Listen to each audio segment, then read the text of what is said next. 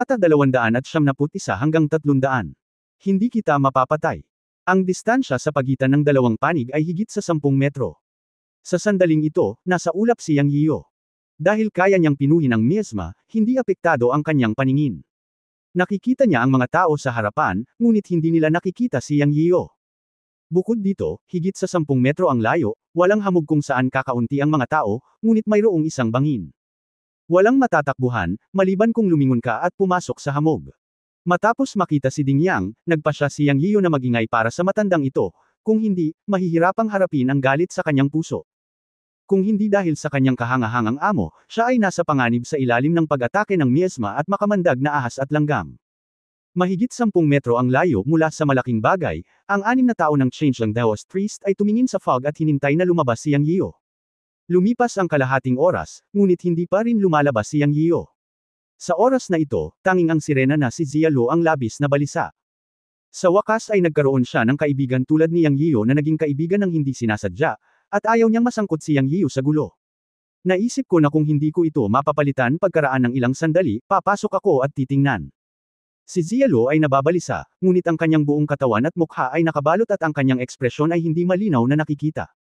Kung ikukumpara kay Zialo, ang pinaka-nababalisa ay si Bai Shan ng Wudang. Para kay Bai Shan, si Yang Yiyo, ang master, ay talagang mahalaga sa kanyang puso. Hindi pa banggitin na si Yang Yiyo ay ang personal na alagad ng pautang ni Si Kung Yuan, ang kinikilalang tagapagtatag ng Wudang, at isang kapwa-disipulo ng unang henerasyon ng punong guro ni Wudang, ngunit ang kahusayan ni Yang Yiyo sa alchemy at ang likas na kakayahan sa pakikipaglaban na ipinakita niya, hanggat makukuha ni Wudang ang kahit isa sa kanila, ito ay magiging isang mahalagang kayamanan. Sa makatuwid, lubos na pinahahalagahan ni Bai Shan si Yang Yiyo sa kanyang puso, at nababalisa sa kanyang puso. Naisip din niya na kung hindi lalabas si Yang Yiyo sa loob ng ilang minuto, pupunta siya sa ulap para tingnan, at hindi niya dapat hayaang masaktan siya. Masyadong mahalaga si Yang Yiyo kay Wudang, at alam na alam ito ni Bai Shan. Ang hitsura ni Yang Yiyo ay isang magandang bagay para kay Wudang na ibalik ang takbo at lutisin ang krisis. Hindi alam ng outside world kung ano ang nangyari sa Wudang nitong mga nakaraang taon. Sa katunayan, si Wudang ay nasa panloob na alitan sa likod ng mga saradong pinto. Kung madadala niya si Yang Yiyo sa Wudang, maaaring malutas niya ang krisis ng panloob na alitan ni Wudang. Sa oras na ito, ngumiti si Ding Yang na parang Maitreya Buddha at nagsabi, Master Changeling, kung hindi, huwag kang maghintay. Hindi yata makakalabas ang batang iyon. Tutal, katutubo man siya o hindi, hahaha, Ding. Hinahanap mo ba si kamatayan? Narinig ni Bai Shan ang sumpa kay Yang Yiyo sa tono ni Ding Yang at galit na galit. Master Bai Shan, ang iba ay natatakot sa iyo, ngunit ako ay hindi. Nagsasabi lang ako ng totoo. Ganti ni Ding Yang. Ikaw. Lalabanan na sana ni Bai Shan si Ding Yang sa isang hakbang. Kasabay nito, naramdaman din ni Ding Yang ang paghinga ni Zialo sa kanya. Nabigla siya. Nakalimutan niyang mukhang may magiliw na relasyon si Shen Langtan kay Yang Yiyo. Sinabi rin ng may-ari ng Lower Pond na si Yang Yiyo ay miyembro ng Shen Langtan. Palibhas ay tina-target ng dalawang likas na Panginoon sa ikalawang antas, si Ding Yang ay natatakot pa rin. Huwag po sana, baka magdudulot ito ng mga nakakalaso na insekto, at malulungkot ang lahat. Sa tingin ko ang kapwa Daoist na si Yang Yiyan ay hindi isang taong walang paraan. Abangan natin. Kung hindi siya lalabas pagkaraan ng ilang sandali, maaaring pumunta ang kapwa Daoist Bai Shan at tingnan. Nagsalita ang Daoist Changeling. Kailangan pa ring makinig ng lahat sa gawain ng Kuya Kunlun. Bagamat si Changeling ay nasa unang antas lamang ng katutubo, siya ay isang matandang veterano. Bukod dito, ang lakas at background ng Kunlun ay napakahiwaga. Ang bawat isa ay kailangang magbigay ng mukha sa mga tao ng Kunlun na lumalabas. Humph! Malamig na bamantong hininga si Bai Shan, ibinaling ang kanyang ulo at patuloy na tumingin sa hamog. Napabuntong hininga din si Zialo kay Ding Yang. Dahil dito, gamaan ang pakiramdam ni Ding Yang. Alam niyang medyo proud siya. Si Yuan Chenzi sa gilid ay may komportableng ngiti sa kanyang mukha at hindi umimik. Tahimik at walang ekspresyon pa rin ang matandang ninuno ng kaibuturan ng lupa. Nakita ni Bai Shan sina Yuan Chenzi at Ding Yang mula sa gilid ng kanyang mata sa gilid, at nagsimula siyang magtaka kung may nagawa ba silang dalawa kay Yang Yiyan. Dahil silang dalawa ang huling lumabas sa hamog, at sinundan ng Earth Core Ancestor si Zialo palabas. Papatayin pa lang ng iilang tao ang makina ay bigla na lang silang nakarinig ng napakakakaibang tunog, napakamalambing at masakit. Tila ito ay parang sipol, na nagmumula sa hamog. Pagkatapos ay isang sumisitsit na tunog ang nagmula sa hamog. Nagbago lahat ng mukha ang anim na katutubo. Pamilyar sila sa tunog na nagmumula sa hamog, na siyang tunog ng mga makamandag na ahas na naglalabas ng kanilang mga dila. Hindi, ito ay ang tubig ng makamandag na ahas at makamandag na langgam na lumalabas, bulalas ng Daos na si Changling. Ang boses niya ang nagpabago ng kulay ng ibang tao. Tumalikod silang lahat at tumakbo. Pagkatapos, ang maikling distansya na mahigit 10 metro sa pagitan ng hamog at sila ay agad na nilubog ng mga makamandag na ahas at makamandag na langgam na sumugod palabas.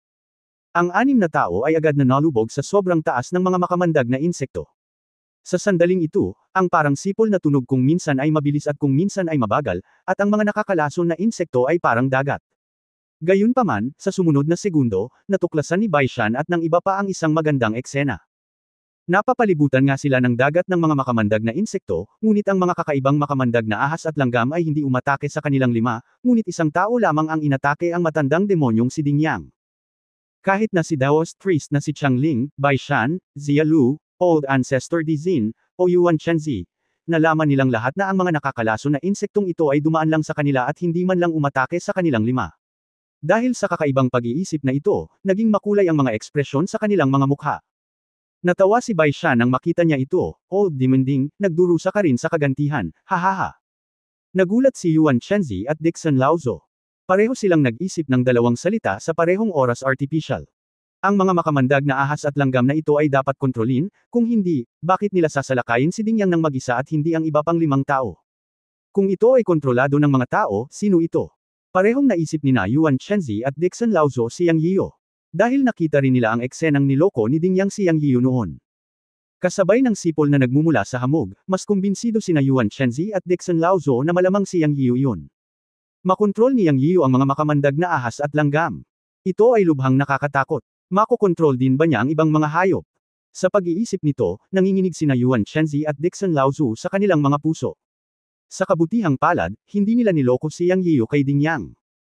Bagamat hindi pa rin nakikita si Yang Yiyo sa sandaling ito, natukoy na ng dalawa na kinokontrol ni Yang Yiyo ang mga makamandag na ahas at langgam na ito para gumanti kay Dingyang.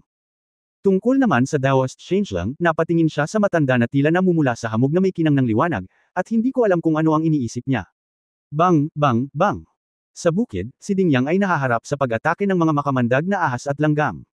Wala siyang choice kundi ang umatake. Sa ganitong paraan, ang malaking halaga ng amoy ng dugo ay napukaw ang kalupitan ng mga makamandag na ahas.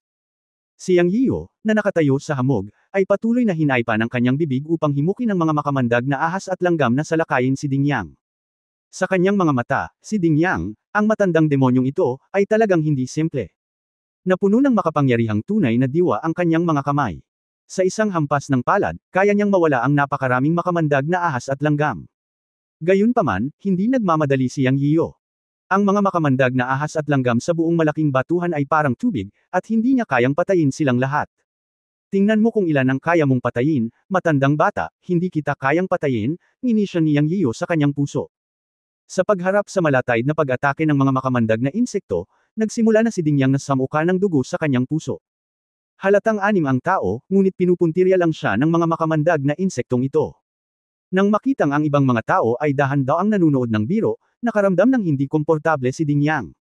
Bukod dito, patuloy siyang umaatake at hindi niya kayang patayin silang lahat, na naging dahilan ng pagkaubos ng kanyang tunay na enerhiya. Makalipas ang ilang minuto, medyo napagod siya. Agad niyang sinabi sa Earthheart Ancestor na may makapal na mukha, "Fellow Daoist Dizin, please help me." Ang Earthheart Ancestor at Dingyang ay kabilang sa parehong Overseas Ancient Martial Arts Force. Sa pagharap sa paghingi ng tulong ni Dingyang, pumayag na lamang siya at humakbang pasulong upang iwagayway ang palad sa dagat ng mga makamandag na insekto. Boom! Malaking bilang ng mga makamandag na ahas at langgam ang napatay ng Earthheart Ancestor. Bumantong hininga si Yang Yiyo sa kanyang puso, sumipol, at isang grupo ng mga makamandag na insekto ang bumaling sa Earthheart Ancestor. Natakot ang Earthheart Ancestor at tumalon pabalik sa orihinal na lugar. Sa sandaling ito, lubos siyang nakatitiyak na may isang tao o si Yang Yiyo na kumokontrol sa lason na pag-agos ng insekto upang gumanti kay Dingyang. Habang umaatres, sumigaw siya, "Huwag mo akong sisihin, kapwa Daoist Yang, hindi na ako makikialam sa bagay na ito." Sa sandaling bumagsak ang boses, ang laso na insectide na umaatake sa Earthheart Ancestor ay umatras at inatake muli si Dingyang. Sa sandaling sinabi ito ng Earthheart, alam ng iba na ang mga nakakalason na pagtaas ng tubig ng insekto ay kontrolado ni Yang Yiyo. Napabuntong hininga ang lahat sa kanilang mga puso. Galit na galit si Bai Shan at sinabing, ikaw na matandang Diablo Ding, niloko mo talaga ang aking amo, karapat-dapat ka, Master, patayin mo ang matandang Diablo na ito. Sa sandaling ito, si Ding Yang ang pinaka-depress. Sa katunayan, nang mag-isa siyang inatake ng nakakalaso na insectide, naisip na niya na malamang na siya ang pinupuntirya ni Yang Yiyo. Matapos lumabas sa gitna ng mundo, mas sigurado siya. Ngunit ano ang gagawin ngayon? Maaari ba siyang humingi ng awa kay Yang Yiyo? Ito ay imposible. Malamig na sumangot si Ding Yang at umungal, dugong Demon Dafa, mamatay ka para sa akin. Sa mata ng lahat, ang galit na si Ding Yang ay kumamo at pinunit ang likod ng kanyang mga kamay gamit ang dalawang kamay, at agad na napuno ng dugo ang kanyang mga kamay. Bigla, siya. Winisika ng dugo ang ulan sa makamandag na insekto sa paligid niya. Kabanata 272 sa wakas ay napawi ang galit. Zizizizi. Sa sumunod na sandali, bumagsak ang ulan ng dugo ni Ding Yang sa loob ng 8 o 9 na metro sa paligid niya. Saan man ito dumampi sa lupa, tumataas ang itim na usok na parang tumutulo na sulfuric acid, na gumagawa ng mainit na tunog. Ang mga makamandag na ahas at langgam sa lugar ay agad na naging abo, at may mga nasunog na hukay sa lupa, na lubhang nakakatakot. Si Bai Shan at iba pa ay mukhang solemn na. Alam nilang lahat na si Ding Laomo ay nagpractice ng isang uri ng kasanayan sa dugo na maaaring makasira ng anuman, kaya palagi niyang minamaliit ang iba. Ngayon ay tila ito nga ang nangyari. Si Yang Yiyo, na nasa ulap, ay pinaikit ang kanyang mga mata. Alam niyang bastos na nagsalita si Ding Laomo kay Bai Shan, na nasa ikalawang antas ng likas na kaharian. Dapat may killer move siya. Ngayon tila ang kanyang dugo ay ang killer move. Siya. Hindi kailanman nilayo na hayaang patayin siya ng nakal-alasong insectide, ngunit gusto lang siyang pilitin na ipakita ang kanyang killer move. Nakamit ang layuning ito. Ang dugo ni Ding Yang ay nagkaroon ng malakas na kaagnasan at pagbabago-bago ng espiritual na kapangyarihan. Ito ay dapat na isang uri ng lihim na pamamaraan. Itinala ito ni Yang Yiyo sa kanyang puso. Kung sakaling makilala niya ito, mag-ingat siya.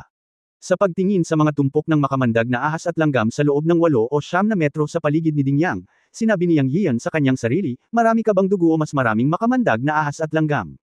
Hindi ako naniniwalang hindi kita mapapatay, matandang bastard. Ang sipol ay patuloy na pumutok, at sa isang iglap, isang malaking alon ng mga nakakalaso na insekto ang nagtipon patungo kay Ding Yang. Para kay Ding Yang, medyo mataas ang halaga ng kanyang Blood Demon Technique.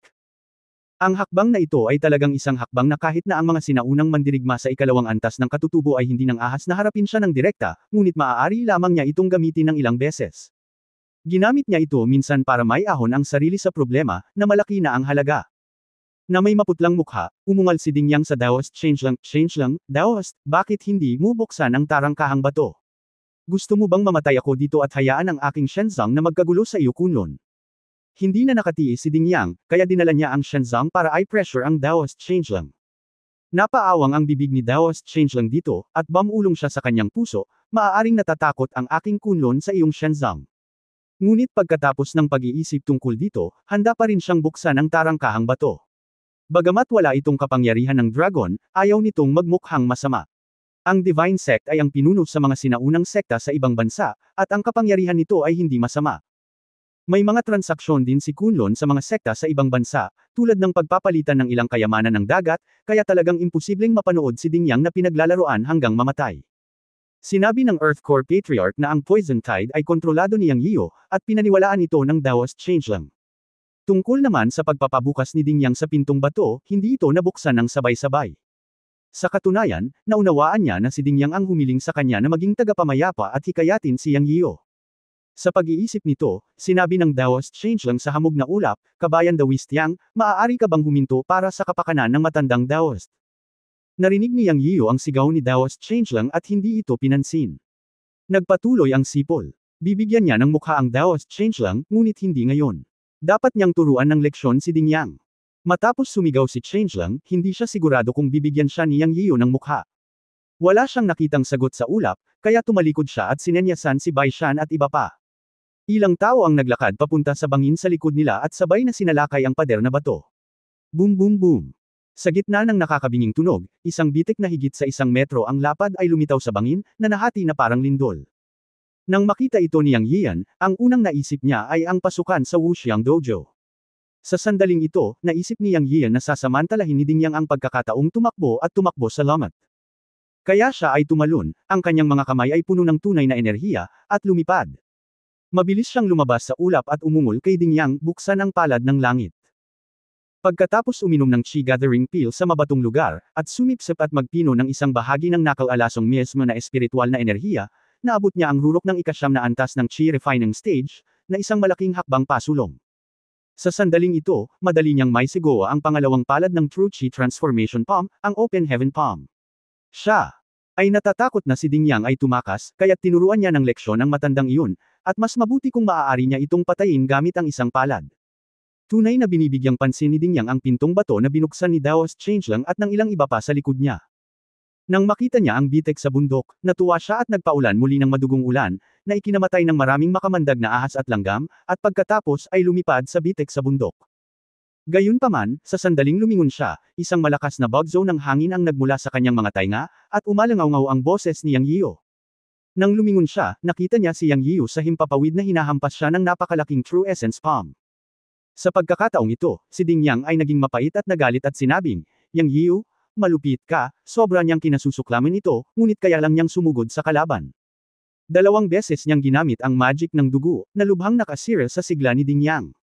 Sa oras na ito, kailangan niyang harapin ang palad ni Yang Yiyo, na naging dahilan upang matikman ni Ding Yang ang mapait na prutas. Kung alam ko kanina, hindi ko sana ay provoke ang batang ito, ngunit sa kasamaang palad ay walang maagang kaalaman sa mundo. Sa katunayan, mas nakita ni Ding Yang Yang Yiyo ang problema ng kampo. Si Yang Yiyo ay isang sinaunang mandirigma mula sa Jiushu. Ang ganitong henyo ay lumaki at lubhang nagbabanta sa kanilang kampo ng mga sinaunang mandirigma sa ibang bansa, kaya niya si Yang Yiyo. Sa hindi inaasahan, si Yang Yiyo ay hindi lamang nakaligtas, ngunit ang kanyang kapangyarihan ay tumaas ng husto. Lalong hindi inaasahan na makontrol niya ang makamandag na insekto. Hinimok ni Ding Yang ang kanyang tunay na lakas na suntukin at banggain ang malaking palad ni Yang Yiyo. Ang isang suntok sa ilalim ng buong puwersa ay hindi dapat maliitin. Bang! Sa isang malakas na tunog, si Ding Yang ay nagsuka ng dugo at lumipad pabalik, ngunit siya ay lumipad din sa bitik ng bundok sa lakas. Yang Yiyo, maliit kang magnanakaw, hindi pa ako tapos sayo, ubo-ubo. Ang galit na boses ni Ding Yang ay nanggaling sa bitik ng bundok, na sinamahan pa ng marahas na ubo. Tiningnan ni Yang Yiyo ang figure ni Ding Yang na nawawala sa bitik ng kanyang katawan, at naawa sa kanyang puso, maswerte kang matandang diablo. Bagamat hindi niya pinatay si Ding Yang gamit ang isang palad, alam ni Yang Yiyo na siya ay mahihirapan. Nagsuka siya ng maraming dugo, sapat na upang ipakita na ang matandang demonyong si Ding ay malubhang nasugatan. Siyempre, alam ni Yang Yiyo na kung hindi siya pinilit ng nakakalason na pag-agos ng insekto na gamitin ang Blood Demon Technique ng 2 beses, hindi sana makakatakas si Ding the Old Demon sa isang tunay na paghaharap. Sa pagtingin sa malaking pool ng dugo na inilabas ni Ding Yang sa lupa, sa wakas ay nailabas ni Yang Yiyo ang kanyang galit at mas bumuti ang pakiramdam. Nang tumingala siya, nakita niyang nakatingin sa kanya si Changling at ang 4 na iba, bawat isa ay may kakaibang ekspresyon. Ngumiti si Yang Yiyan at naglakad pasulong at sinabing, paumanhin sa paghihintay sa iyo. Niloko ako ni Ding the Old Demon sa mabatong lugar noon. Patawarin mo ako sa paglabas ko ng late. Kumaibot ang mga sulok ng bibig ni Changling. Wala siyang masyadong pakialam sa hindi pagbibigay ng mukha ni Yang Yiyan sa kanya. Bagamat ang dalawang sinaunang puwersa ng Jiushu at sa ibayong dagat ay nagkaroon ng kasunduan na huwag makipaglaban ng hayagan, sa katunayan, ang bukas at lihim na pakikibaka ay hindi tumigil. Masaya siyang makitang binugbog ni Yang Yiyan si Ding the Old Demon. May ginawang hindi maganda si Fellow Daoist Ding, but it's a good thing na makakalabas si Fellow Daoist Yang. Gumagabi na, kaya pasok na tayo dali, walang pakialam na wika ng Daoist na si Changling at saka tumalon sa bitek ng bundok. Si Yuan Chenzi at ang Earthcore Patriarch ay tumingin kay Yang Yiyo ng may takot at mabilis na pumasok sa bundok. Sa sandaling ito, ang mga makamandag na insekto ay wala na sa ilalim ng kontrol ni Yang Yiyo, at lahat sila ay umatras sa mahamog na magulong lugar. Galit na sinabi ni Bai Shan, Guro, makatiyak ka, mananatili ako sa tabi mo pagkatapos mong pumasok. Haharapin ko si Ding Lao mo kapag nakita ko siya. Ngumiti si Yang Yiyo at sinabing, Tara, pasok muna tayo. Tumanggaw siya kay Zialo. Pumasok agad silang tatlo sa siwang ng bundok. Ayon kay Bai Shan, ito ang portal. Ang crack sa bundok ay talagang isang mekanismo, na nangangailangan ng 3 katutubo na magtulungan upang mabuksan ito. Matapos makapasok sa bundok, dadaan lang ay ang lokasyon ng Wuxiang Daochang, na isang lambak. Walang lambak na minarkahan sa mapa satellite. Hindi ka makapasok kahit saan, at dito ka lang makapasok. Ang buong bundok crack ay halos 1 metro ang lapad. Ito talaga ang sinabi ni Bai Shan. May mga bakas nga ng artificial excavation. Ito ay itim na itim at hindi mo makita ang iyong mga daliri. Sa kabutihang palad, ang lahat ay isang sinaunang mandirigma, kaya walang problema sa paglalakad ng hindi nakikita. Matapos maglakad ng mga 5 o 6 metro, lumitaw ang liwanag sa kanilang harapan. Pagkatapos magmadaling lumabas, nakita nila ang isang tunay na lambak na lumilitaw. Ang lugar kung saan sila ay nasa paanan ng isang malaking bundok. Sa abot ng mata, malago at lant iyan ang tanawin, parang midsummer, ngunit sa katunayan ay taglamig na.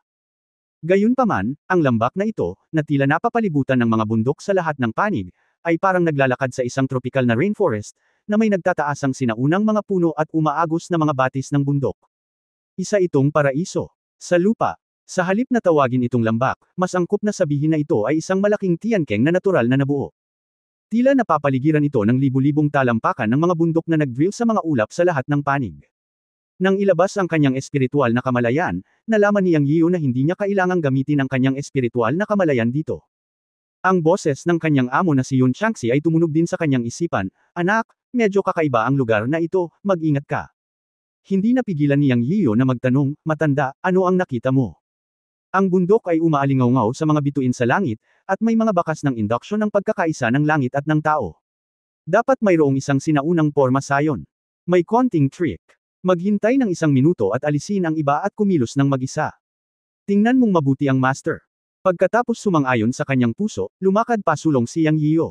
Sa harap niya, nandoon lahat sina Daoist Changeling, Yuan Chenzi, at Earth Core Patriarch, ngunit wala kahit saan si Ding Yang.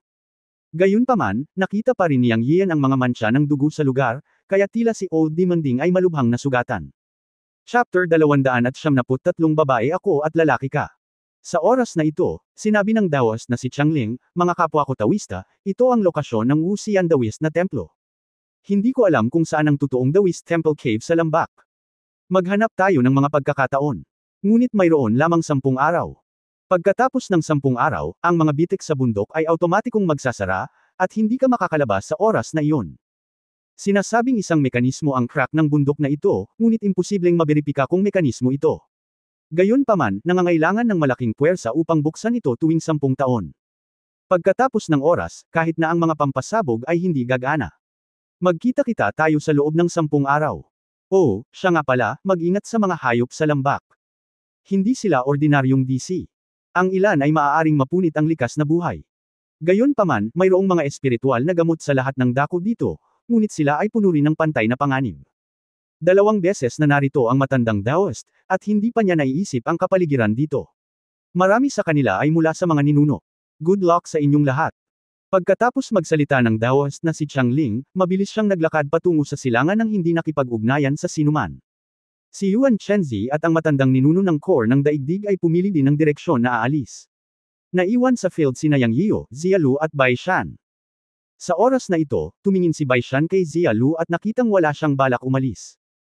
Pagkatapos ay tumingin siya kay Yang Yian at sinabi, "Guro, ano sa palagay mo? Huwag mo akong alalahanin, Bai Shan. Sige lang. Magkikita tayong muli pagkalipas ng 10 araw depende sa ating pagkakataon." Ayaw ni Yang Yian na sundan siya ni Bai Shan. Tapos umalis na si Bai Shan. Ngunit umalangaw-ngaw sa kanyang tainga ang banayad na boses ng sirena na si Zialu, "Sasama ako sa iyo." Nasugatan mo ng husto si Ding Yang, at hindi niya ito pababayaan. Kakausapin ni Zialu si Yang Yian sa kanyang tunay na boses kapag walang tao, na napakabuti. Noong una ay gustong makinig ni Yang Yian sa kanyang Panginoon at kumilos ng mag-isa, ngunit gustong sundan siya ni Zialu dahil sa magandang intensyon at takot na gumanti si Ding Yang. Matapos mag-isip tungkol dito, pumayag siya.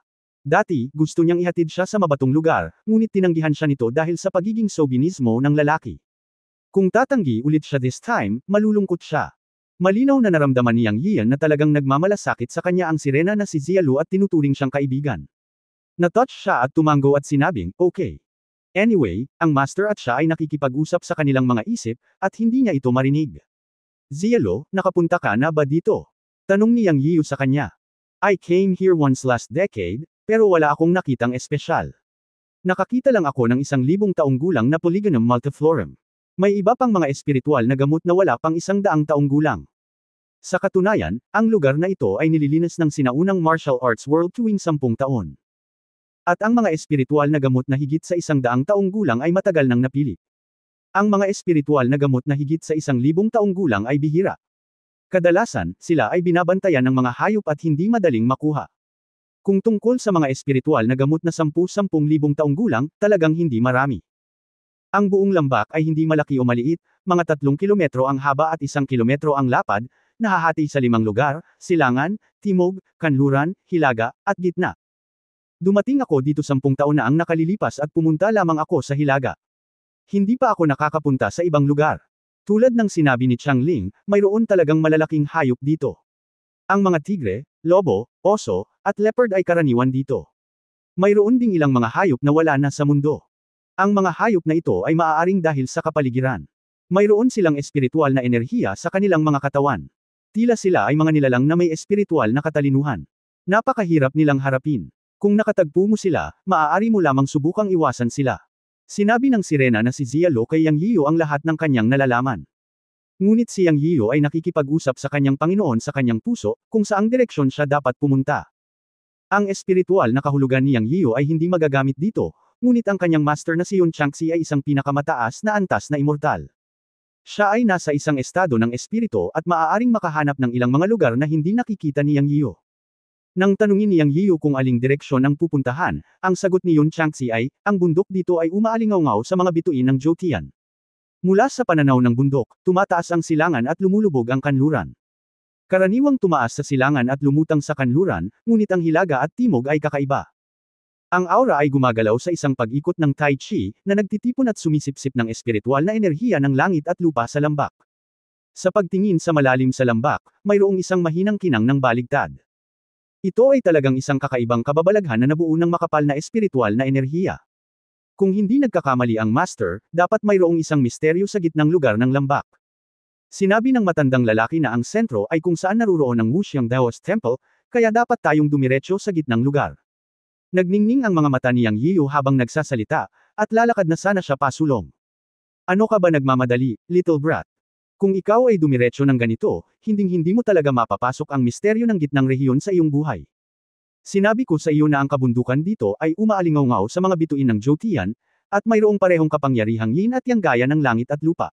Dapat may misteryo. Kung padalos-dalos kang hahanapin, tiyak na mamamatay ka. Nagmura si Yun Changxi ng walang pag-aalinlangan. Yang. Sanay na si Yiyo sa sumpa ng kanyang amo.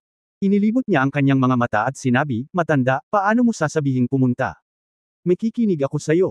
Ikaw ay isang batang ignorante. Hindi mo pa nabasa ang Jotian Star Deduction na ipinasa sa iyo. Kung nabasa mo ito, bakit mo sasayangin ang laway mo sa akin? Malalaman mo kung paano pumunta sa isang sulyap. Bumalik ka at tingnan mong mabuti para sa akin.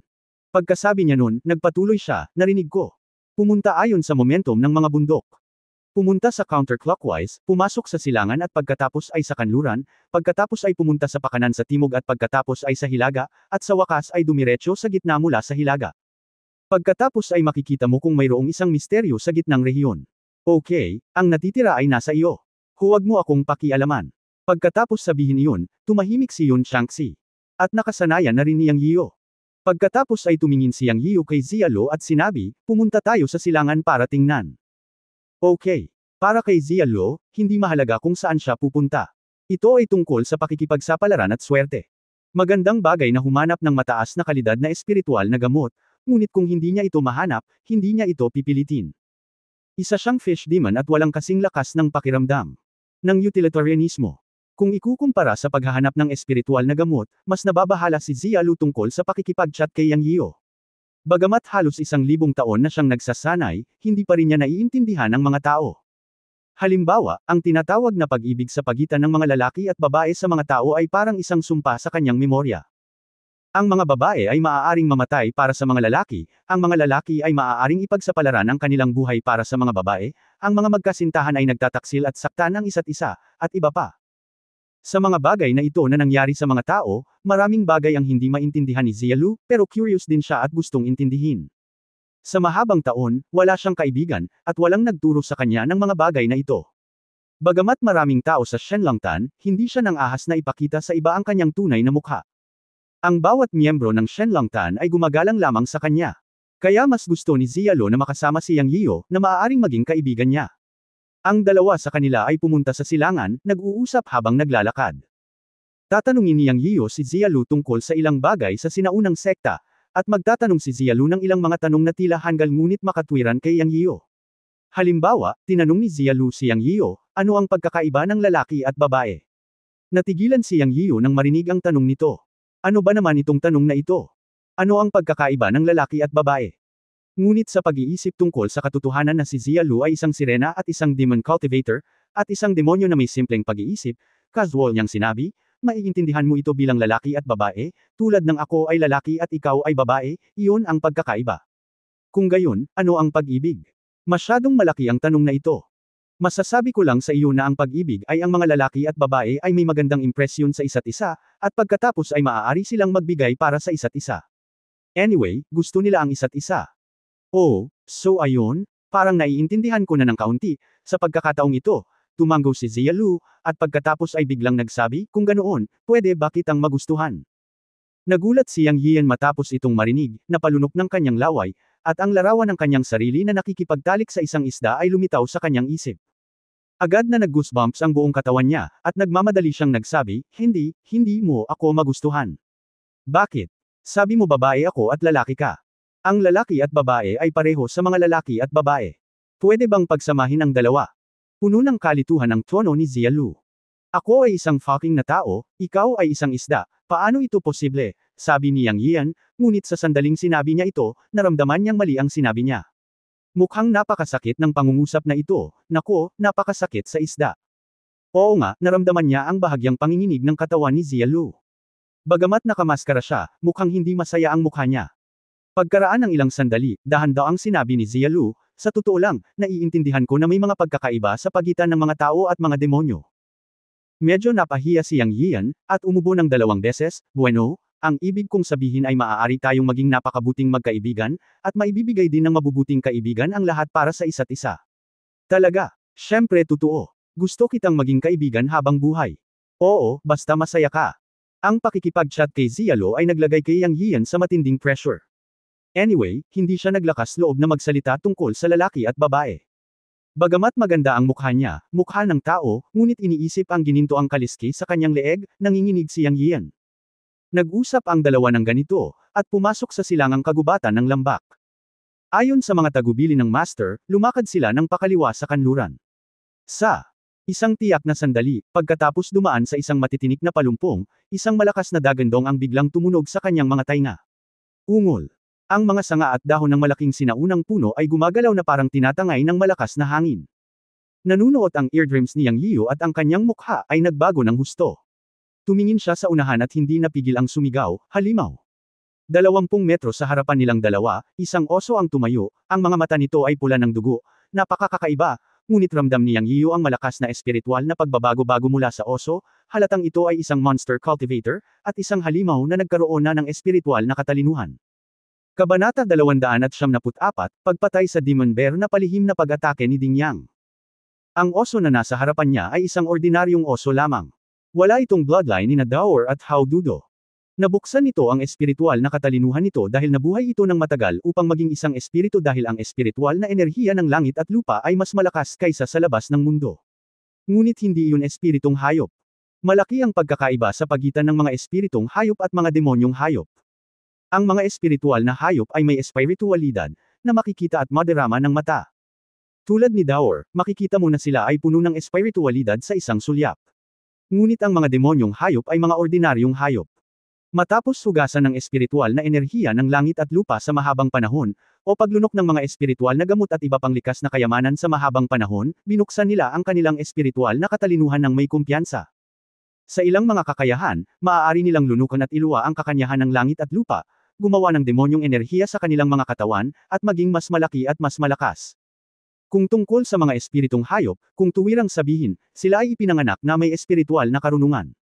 Kahit nalunukan nila ang mga likas na kayamanan, mabubuksan nila ang kanilang espiritual na katalinuhan sa paglipas ng panahon.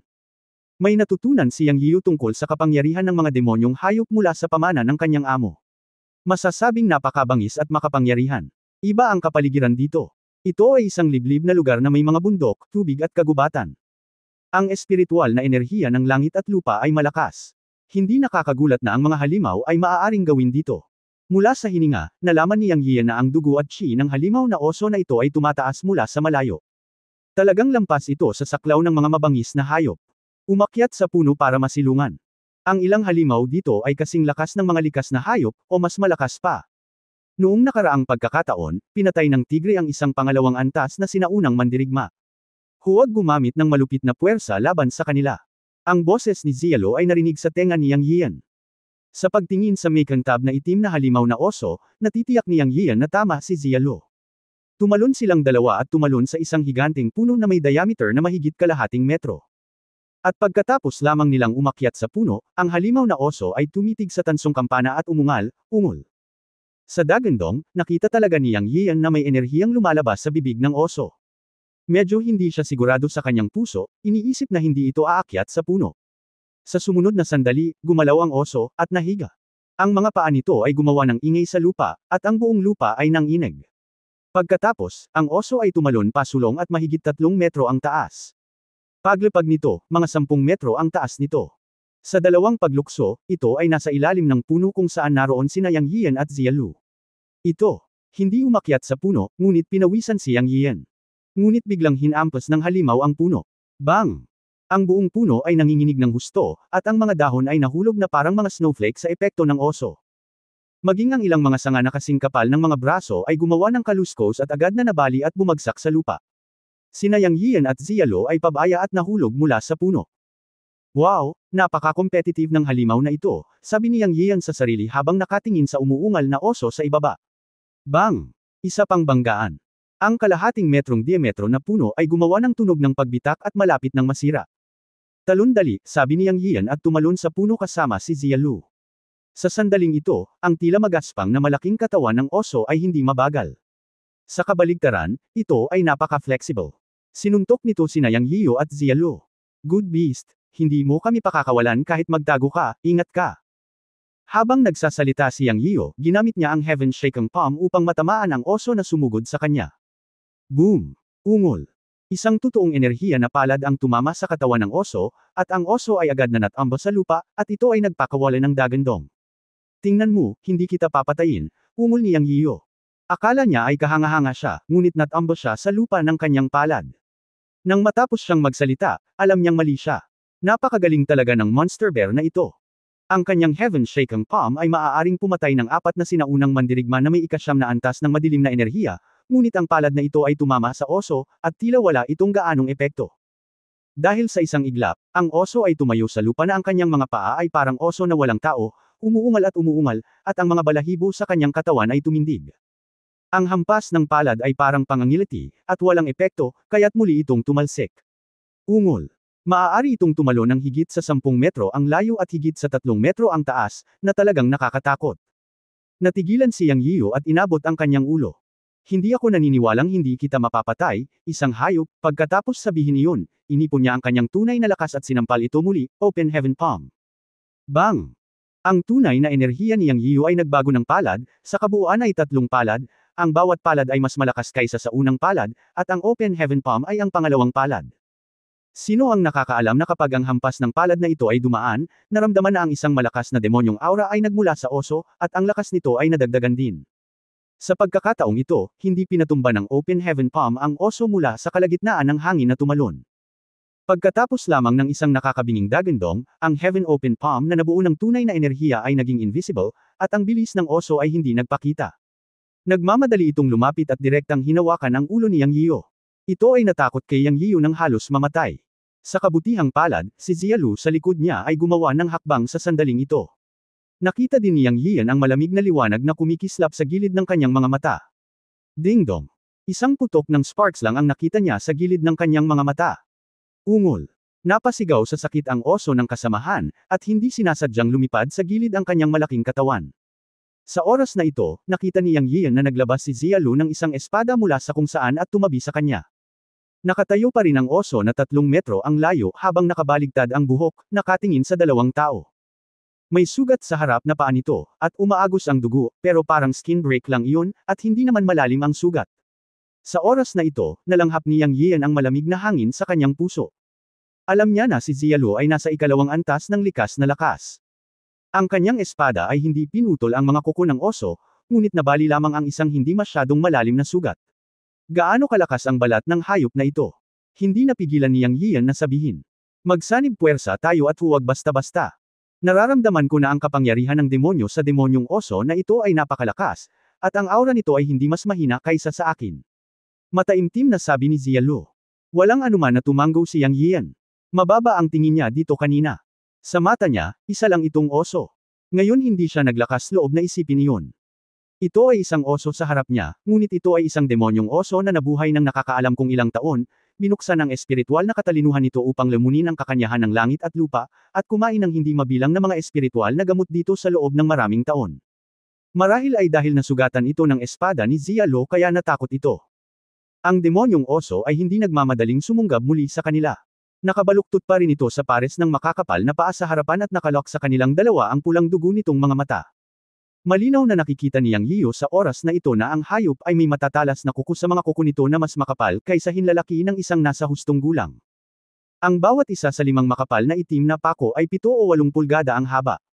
Mukha itong napaka-texture at dapat kasing matalas at matigas na parang espada.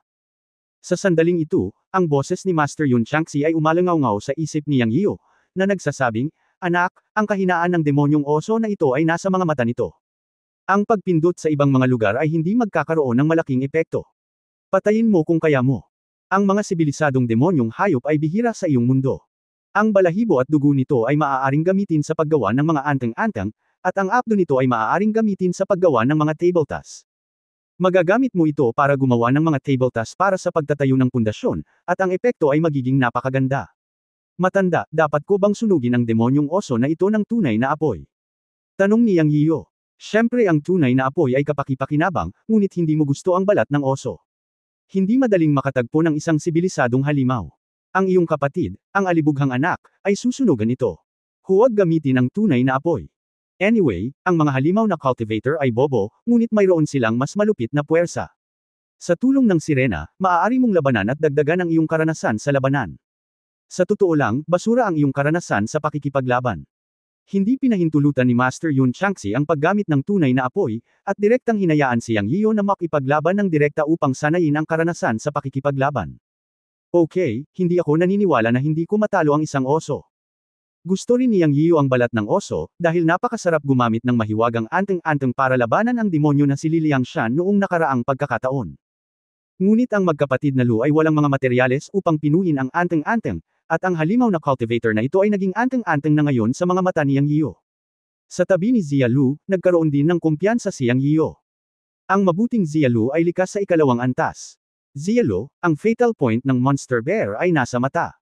Aakitin ko ang firepower at makakahanap ka ng pagkakataon na tusukin ang mga mata nito.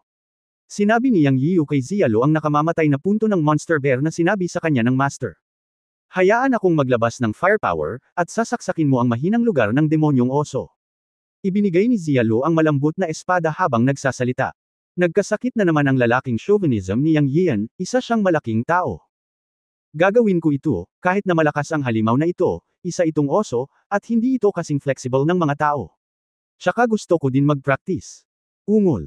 Bago pa siya makapagsalita, sinunggaban siya ng demonyong oso. Ang tunay na chi ay nag-transform sa isang hugis, nahati ang sky palm, hinampas niya ito ng palad na matagal na niyang inihanda. Boom! Ungol, dagandong, dagandong. Ang paghahati ng sky palm ay ang pinakahuling galaw na magagawa ni Yang Yian. Sa wakas ay nasakta ng sampal ang demonyong oso at direktang sinampal ang kanyang malaking katawan 3 metro ang layo. Sa oras na ito, itinaas ni Zialo ang kanyang kamay at humakbang pasulong, na may malamig na liwanag na kumikislap, na lubhang kakaiba. Nakita ni Yang Yian si Zialo na sinasaksak ang mga mata ng demonyong oso gamit ang isang espada. Ungol, dagandong, dagandong. Biglang nagtagumpay si Zialo sa kanyang pag-atake at sinaksak ang mga mata ng demonyong oso, ngunit ang demonyong oso, nabaliw dahil sa sakit, ay sinampal ng isang kuko si Zialo. Lumipad pa atros si Zialo na may mahinang pag-ungol, at nakita ni Yang Yiyo na ang demonyong oso ay hindi papatay, kaya nagpasya siya, tumalon, kinuyam ang kanyang kamao, at pinakilos ang huling natitirang totoong enerhiya sa kanyang katawan upang tipunin ito sa kanyang kamao, at sinuntok ang malambot na espada na tumatagos pa rin sa mga mata ng demonyong oso. Puff! Ungol! Ang demonyong oso ay tuluyang bumagsak sa lupa na may panaghoy, dahil ang suntok ni Yang Yiyo ay direktang tumama sa malambot na espada ni Zialo sa hawakan at tumagos sa ulo ng demonyong oso. Matapos panoorin ang pagbagsak ni Yang Yiyo, nakahinga ng maluwag si Yang Yiyo. Naubos ang tunay na enerhiya sa kanyang katawan, na nagpapahina sa kanya, at napaupo siya sa lupa. Ngunit sa sandaling ito, si Zialo, na nasa hindi kalayuan, ay biglang bumulalas at sumigaw, "Mag-ingat!" Gumulong si Yang Yiyo nang hindi namamalayan, ngunit nakita niyang si Dingyang ang hamampot sa kanya ng palad, na may panunuya sa gilid ng kanyang bibig. Kabanata 275, Patayin ng walang pagkakamali. Sa paalala ni Zia Lu, mabilis na nag-react si Yang Yiyan at gumulong kaagad, ngunit iniwasan niya ang mahahalagang bahagi ngunit hindi ang likod. "Dingyang, maglakas loob ka," sumugod si Zia Lu sa galit. Bang, hinampos ni Dingyang ng palad si Yang Yiyan sa likod. Puff! Yang! Si Yiyan ay bumulwak ng isang bibig ng dugo, at ang kanyang katawan ay puno ng dugo. "Hahamuntik na akong mamatay dahil sayo. Ito ang pinakamahusay na pagpipilian upang talunin ang nalulunod na aso ngayon. At ikaw, Master Zia, hindi mo inaasahan na sasabog ang boses ng babae. Unexpected talaga.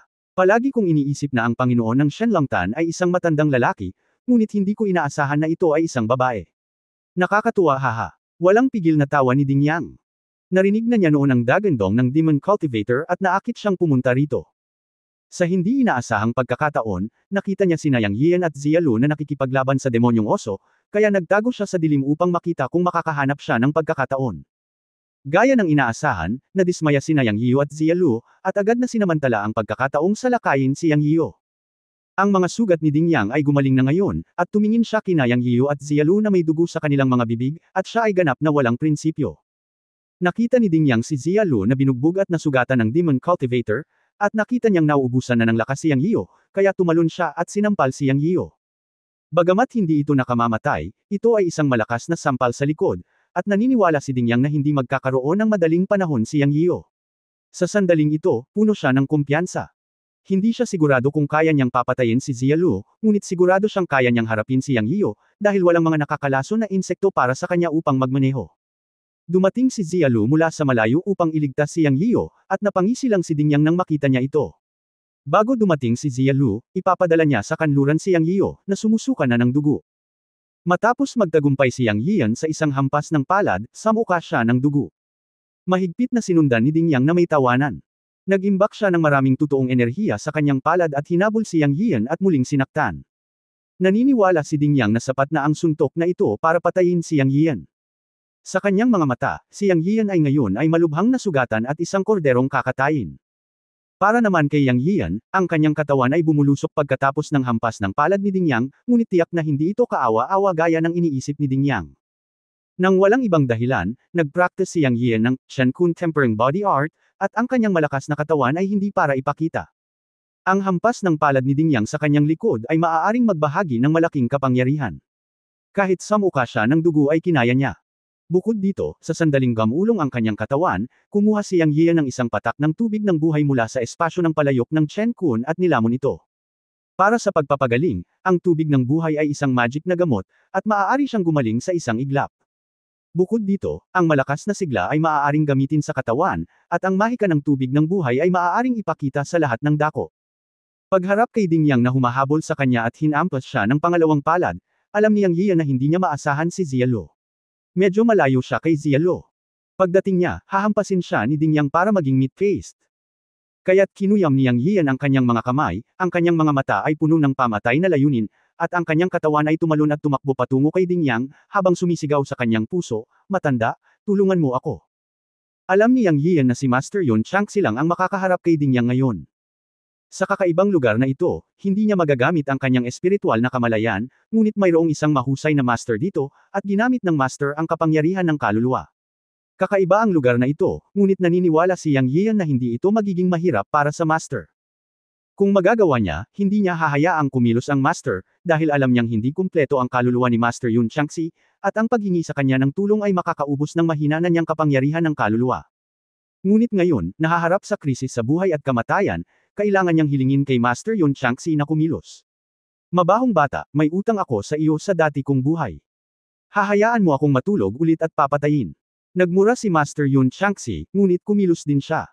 Naramdaman ni Yang Yiyan ang pagbagso ng init sa pattern ng Chen Kun Pot sa kanyang kaliwang braso, at sa sumunod na segundo ay nakita niya ang katawan ni Dingyang na biglang nanginginig, at ang kanyang mga mata ay naging malabo at walang laman. Ngayon, alam ni Yang Yiyan na inatake na ng kanyang amo si Dingyang, at agad na sinuntok ang ulo ni Dingyang. At paano si Dingyang? Proud na proud pa rin siya sa mga sandaling iyon, at nakaramdam siya ng labis na kasiyahan ng hampasin niya ng palad si Yang Yian, at ang kanyang isip ay puno ng larawan ng paghampas kay Yang Yian sa isang meat pie. Ngunit pagkatapos ay naramdaman niya ang isang nakalulungkot na pakiramdam ng pang-aapi na nagmumula kay Yang Yian, at pagkatapos ay ang kanyang isip ay nalilito at ang kanyang kamalayan ay magulo din. Alam ni Ding Yang na may mali sa kanyang puso, at mabilis siyang nakaisip ng paraan. Kinagat niya ang kanyang dila at tuluyang nagising. Ngunit sa oras na ito, nalaman niyang huli na ang lahat, at ang malakas na kamao ni Yang Yian ay tumama na sa kanyang ulo. Sa isang iglap, lumipad ang kaluluwa ni Ding Yang, ngunit sa kasamaang palad ay tila nawala ng kontrol ang kanyang katawan at hindi makagalaw. Sa pagharap sa suntok ni Yang Yiu, takot na sinabi ni Ding Yang, "Hindi mo ako mapapatay, ako ang nakababatang kapatid ng pinuno ng Shenzong. Ikaw ang hari ng langit ngayon, papatayin kita ng walang pag-aalinlangan." Malamig na sumangot si Yang Yiu at walang pag-aalinlangan na sinuntok si Ding Yang sa ulo. Bang! Direktang sumabog ang ulo ni Ding Yang, nang walang kahit isang sigaw. Agad na naging bangkay na walang ulo at bumagsak sa lupa. Sa oras na ito, sumugod si Xia Lu. Kumakabog ang kanyang dibdib, at halatang nag-aalala siya na muntik nang patayin ni Yang Yiu si Ding Yang. Hindi maintindihan ni Xia Lu, halatang nasugatan si Yang Yiu, paano niya mapapatay si Ding Yang. Alam niya sa kanyang puso na kahit na si Yang Yiu ay malakas at maraming paraan, mayroon pa ring malaking agwat sa pagitan nila ni Ding Yang. Not to mention na nasugatan siya. Gayunpaman, lumabas na nasaksihan niya si Ding Yang na pinatay ni Yang Yian sa isang suntok. Sa pag-iisip tungkol sa eksena kanina, tila inayos ni Ding Yang ang kanyang katawan at ipinadala ito kay Yang Yian upang patayin. Ito ay lubhang kakaiba. Maraming tanong sa kanyang isipan, ngunit si Xia Lu ay hindi isang taong tsismosa, kaya't hindi na siya nagtanong pa, ngunit sinabi na lang, "Okay ka lang. Ayos lang, kamusta ka na?" Nakita ni Yang Yian ang dugo sa gilid ng bibig ni Xia Lu at nagtanong. Bago yun, sinampal si Xia Lu ng mga kuko ng demonyong oso. Ito ay isang suntok na maihahambing sa likas na demonyong oso. Ito ay dapat na hindi komportable. Umiling si Xia Lu at sinabing, "Okay lang. Magiging maayos din ako pagkatapos magpagaling ng ilang araw." Sa katunayan, malubha pa rin ang kanyang mga sugat. Pagkatapos mag-isip tungkol dito, sinabi ni Yang Yian kay Xia Lu, "Naniniwala ka ba sa akin?" Si Xia Lu ay natigilan sandali, at sinabing casual, "Syempre naniniwala ako sa iyo."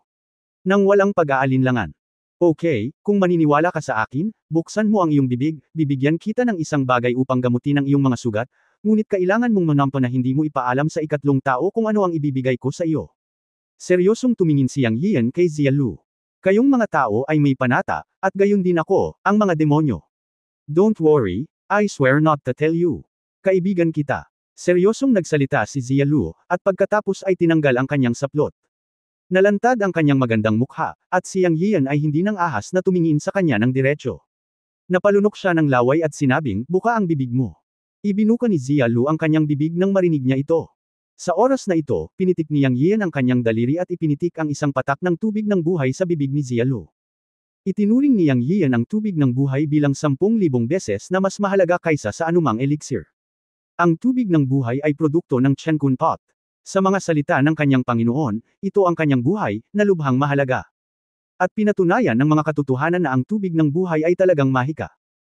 Hindi banggitin ang epekto ng pagbawi ng mga pinsala pagkatapos na masugitan, ngunit sa huling pagkakataon na nagbigay ako ng patak kay Hao Dudu, hindi lamang nito nabawi ang mga pinsala ni Hao Dudu, ngunit pinasok din ito si Hao Dudu sa estado ng ebolusyon ng dugo.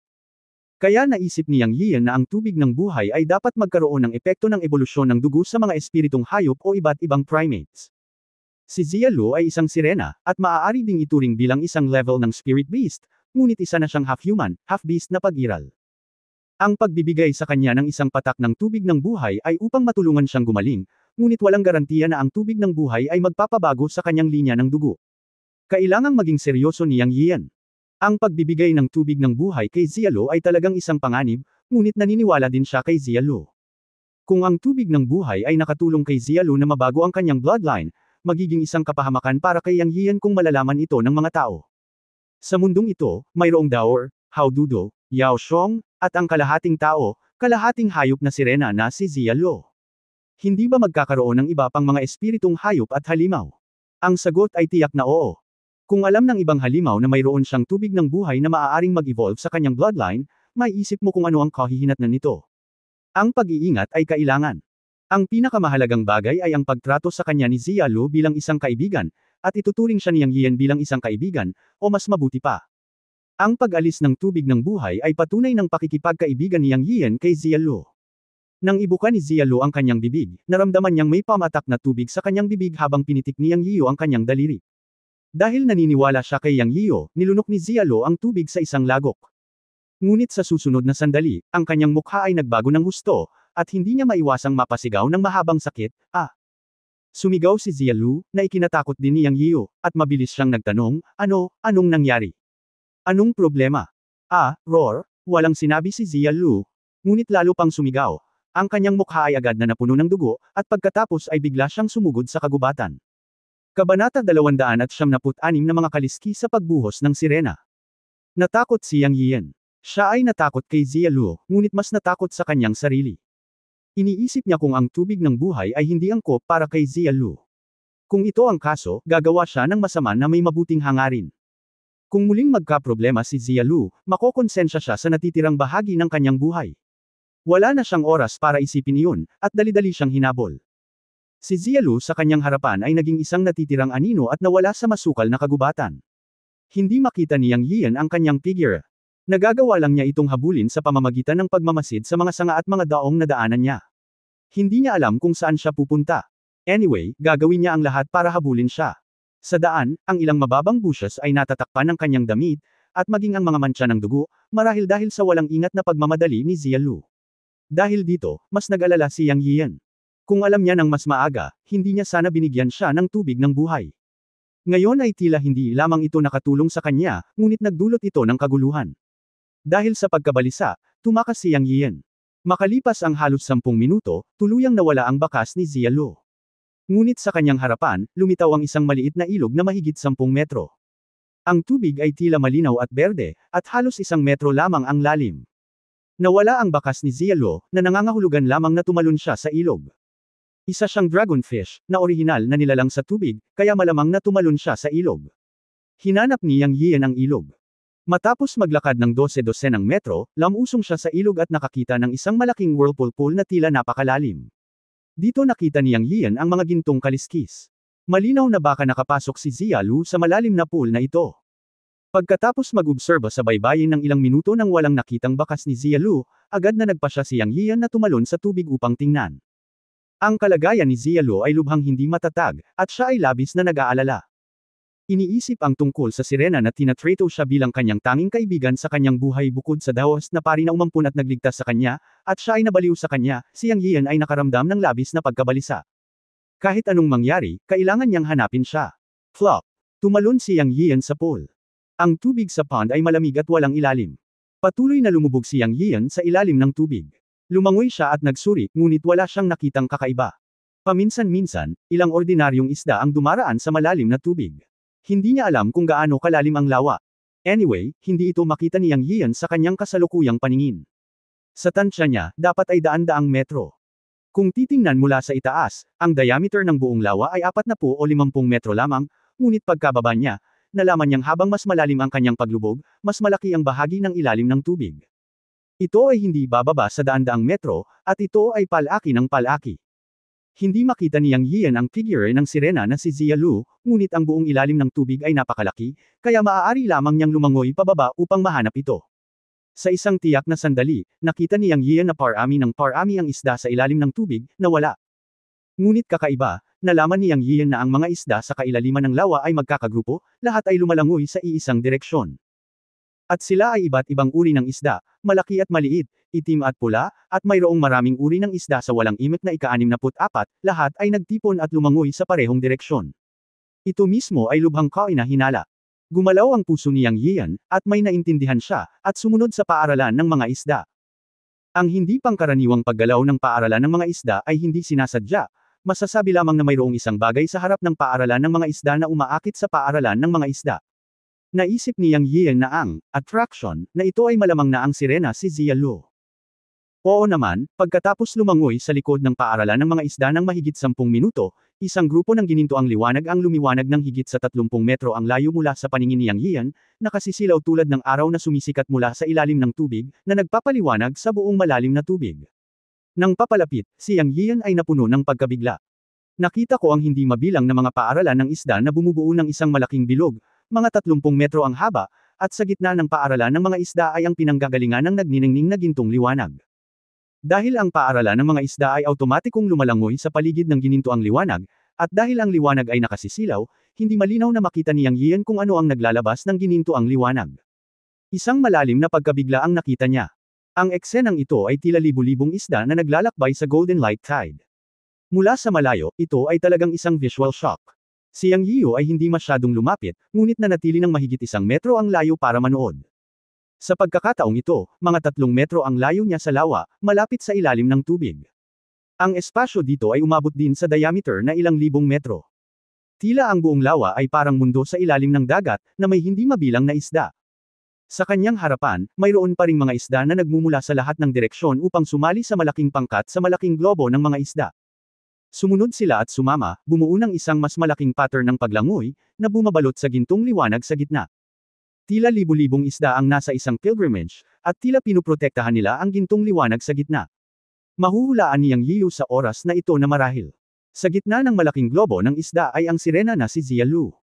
Kaya lang nakakasilaw ang gintong liwanag sa sandaling ito, at hindi niya makita ng malinaw ang galaw ng isda, kaya hindi siya sigurado sa kanyang puso. Sa oras na ito, halatang may mali sa pagitan ng isda at ng gintong liwanag, at may tiyagang maghintay at makakita si Yang Yiu. Lumipas ang oras ng hindi namamalayan para sa 1 araw. 2 araw. 3 araw. Kahit sa huli, si Yang Yian mismo ay hindi alam kung gaano katagal ang lumipas. Sa kabutihang palad, ang kanyang antas ng paglilinang ay bumuti sa oras na ito. Matapos maarang ang kanyang paghinga, maaari siyang manatili sa tubig sa loob ng 10 araw o 8 araw nang walang anumang problema, kung hindi, siya ay nalunod. Sa isang tiyak na sandali, ang gitna ng paaralan ng isda ay biglang lumiwanag ng maliwanag, na sinundan ng isang tunog na parang dagandong ng dragon, "Aw!" Bagamat medyo mahina ang tunog sa ilalim ng tubig, napakalinaw. Nagulat si Yang Yian at tumingin ng mabuti. Sa oras na ito, nakita niya na sa wakas ay nagbago ang sentro ng paaralan ng isda. Ang maliwanag na kanina pa ay tuloy-tuloy ay biglang nagliwanag, pagkatapos ay dahan-daang kumupas at nagtagpo. Sa this moment, bumagal din ang fish school. Sa oras na ito, tumingin si Yang Yian sa puwang sa mabagal na paggalaw ng fish school at sa wakas ay nakita niya ang tunay na mukha ng grupo ng gintong liwanag. Agad na nanlaki ang mga mata ni Yang Yian. Kinumpirma rin niya na tama ang hula niya. Sa gitna ng paaralan ng isda ay isang malaking gold pies na higit sa 1 metro ang haba. Nang mawala ang nakakasilaw na gintong liwanag, ang malaking gold pies ay may halo pa rin sa katawan nito. Ngunit pinahintulutan nitong makita ni Yang Yiu ang tunay nitong anyo. Ang katawan nito ay natatakpan ng mga kaliskis, at mayroon itong 2 balbas na mahigit kalahating metro ang haba, na ganap na mga balbas ng dragon. Higit sa lahat, mayroon itong isang pares ng mga bola ng laman na tumutubo sa ulo nito, na tila kapareho ng ulo ng dragon na nakikita sa anime. Isang dragonfish ba? Si Zia Lu ba ang sirena? Sabi ni Yang Yiu sa kanyang puso. Nakatitig sa gold pies, tinitigan ito ni Yang Yiu. Sa susunod na sandali, nakita ni Yang Yiu ang isang himala na nangyari. Aw! Isang mahabang sipol ang nagmula sa bakanan ng gold pies, na parang ang ingay ng isang dragon. Kasabay ng mahabang sipol ng dragon, nakita ni Yang Yiu ang isang eksenang parang mahika. Sa gintong halo, nagbago ang malaking gold pies. Una, lumitaw ang isang mukha ng tao sa ulo nito, na siyang sirena na si Zia Lu. Pagkatapos, tulad ng isang ahas na naglalabas ng kanyang shell, ibinubuhos nito ang kanyang shell mula sa leeg pababa. Upang maging mas tumpak, ito ay ang sirena na naglaglag ng mga kaliskis nito. Wala pang 10 paghinga, isang hubad na sirena ang lumitaw sa gitna ng fish school at sa paningin ni Yang Yian. Nakapikit ang kanyang mga mata, at para siyang natutulog na sanggol. Ngunit naramdaman ni Yang Yian na malapit ng damyugo ang kanyang ilong. Sa sandaling ito, ang sirena na si Zia Lu, na nagbagong anyo, ay walang kaliskis sa kanyang hubad na katawan, at ang kanyang balat ay kasing puti ng jade. Sa mga mata ni Yang Yian, mukha siyang natural na gawa ng sining. Isang tingin lang ay mabubulag siya. Naisip niya na hindi siya dapat tumingin sa kanya. Ngunit ang kanyang mga mata ay hindi nakikinig. Nakatitig siya sa kanya ng blanko, at siya ay baliw. Hindi niya akalain na ang isang sirena ay magkakaroon ng ganito kainit na katawan pagkatapos haburin ang kanyang baluti. Hindi mabilang na mga paaralan ng mga isda ang masayang lumangoy dito, umiikot sa paligid ng Zia Lu, at ang kanilang mga ulo ay umindayog habang sila ay lumalangoy, na tila sinasamba nila si Zia Lu. Ang sandaling ito ay tunay na eksena ng libu-libong isda na naglalakbay. Pagkatapos ay biglang iminulat ng sirena na si Zia Lu ang kanyang mga mata, at ngumiti siya ng bahagya sa School of Fish. Ang ngiting ito ay halos kumabit sa kaluluwa ni Yang, at ang kanyang kaluluwa ay umalis sa kanyang katawan. Sa kasaysayan, may kasabihan na ang isang magandang babae ay kayang sakupin ang buong lungsod na may ngiti, na naglalarawan sa kagandahan ng isang tao. Ang kagandahan ng sirena na si Zialu ay talagang hindi matatagpuan sa mundo ng mga tao, at kahit sa langit, ito ay malamang na bihira. Ang kanyang ngiti ay nagpang-inig sa puso ni Yang Yian. Marahil ay naramdaman niya ang presensya ni Yang Yian, kumaway si Zialu sa paaralan ng mga isda, at sa isang iglap, ang malaking paaralan ng mga isda ay lumangoy palayo. Habang si Yang Yian ay hindi nang ahas na tumingin sa kanya ng diretsyo, ang sirena na si Zialu ay lumangoy at ipinakita kay Yang Yian ang isang maaraw na ngiti. Salamat, ito ang sinabi niya pagkatapos niyang muling lumapit kay Yang Yian. Naunawaan na ngayon ni Yang Yian na ang tubig ng buhay ay hindi nakapinsala kay Zialu, sa halip ay nagpabago sa kanyang dugo. Ang pasasalamat niya dapat ganito ang kahulugan. Sa pagtingin sa kanya ng malapitan, ang puso ni Yang Yian ay tumibok ng malakas. Upang hindi mawala ang kanyang kalmado, mabilis niyang itinuro ang ibabaw ng tubig kay Zialu, ibig sabihin ay dapat itong umakyat muna. Pagkatapos ay mabilis na lumangoy si Yang Yian patungo sa ibabaw ng tubig. Talagang hindi siya naglakas loob na manatili sa binagong si Zialu, o baka makagawa siya ng krimen. Okay lang gumawa ng krimen, pero ang susi ay isda siya. Kabanata 277 Three Thatched Houses Dojo. Pagdating ko rito, sinabi ni Master Yun Changxi na may mga bakas ng porma sayon.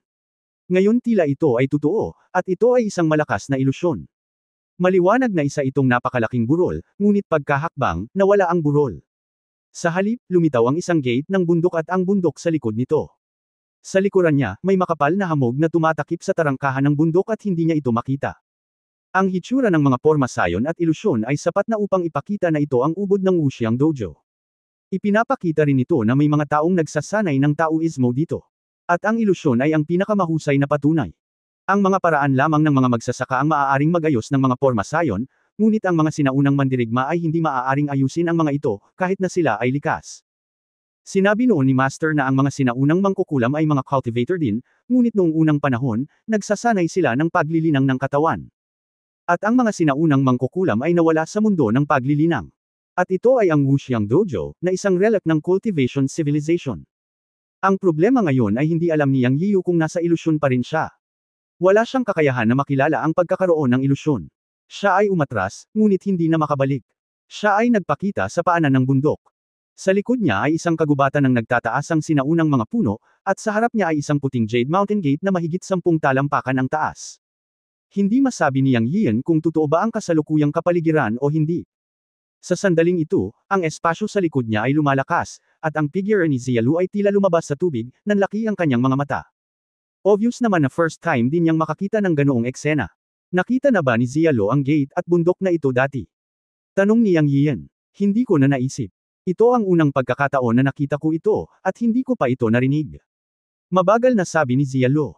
Walang bakas ng porma sayon, at imposibleng masabi kung ito ay totoo o hindi. Hindi alam ni Zialu. Si Yang Yian ay maaari lamang humingi ng tulong sa kanyang Panginoong si Yun Changxi. Nag-aalala siya at hindi niya alam kung gaano karami ang natupok ng kanyang Panginoon para tulungan siyang sugpuin si Dingyang noon. Huwag matulog ng tuluyan tulad ng nakaraan. Guro, matanda.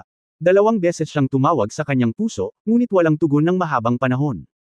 Sa sandaling naisip ni Yang Yian na ang kanyang amo ay talagang mahimbing na natutulog at handa ng sumuko, nagkaroon ng mga pangyayari. Mahina ang boses ni Master Yun Changxi, mabahong bata, ang nakikita mo ngayon ay ang totoong eksena. Ang maliit na burol na nakita mo noon ay isang ilusyon.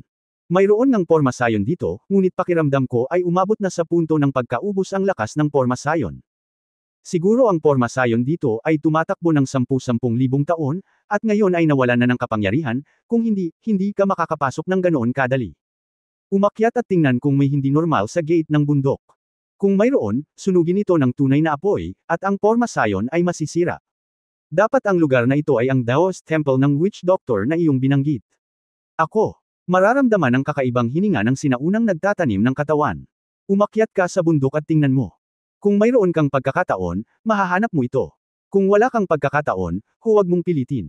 Okay, wag mo na akong guluhin. Sa tuwing tatawagan kita, hindi maganda, yun. Nawala ang boses ni Changxi sa reklamo. Ngumisi si Yang Yiu, at gumaan ang pakiramdam niya matapos marinig ang sinabi ng kanyang amo. Ayon sa kanyang sinabi, ang pagbuo dito ay karaniwang tinanggal. Tsaka wala namang formation na parang killing formation, ilusyon lang. Isipin mo, si Wuxian ay isang mangkukulam, at ang mga doktor noong una at modernong panahon ay may mabait na puso. Hindi siya makakapag-set up ng killing array para sa sarili niyang dojo. Kung mayroong hanay ng pagpatay, makakasama ito sa mga tao.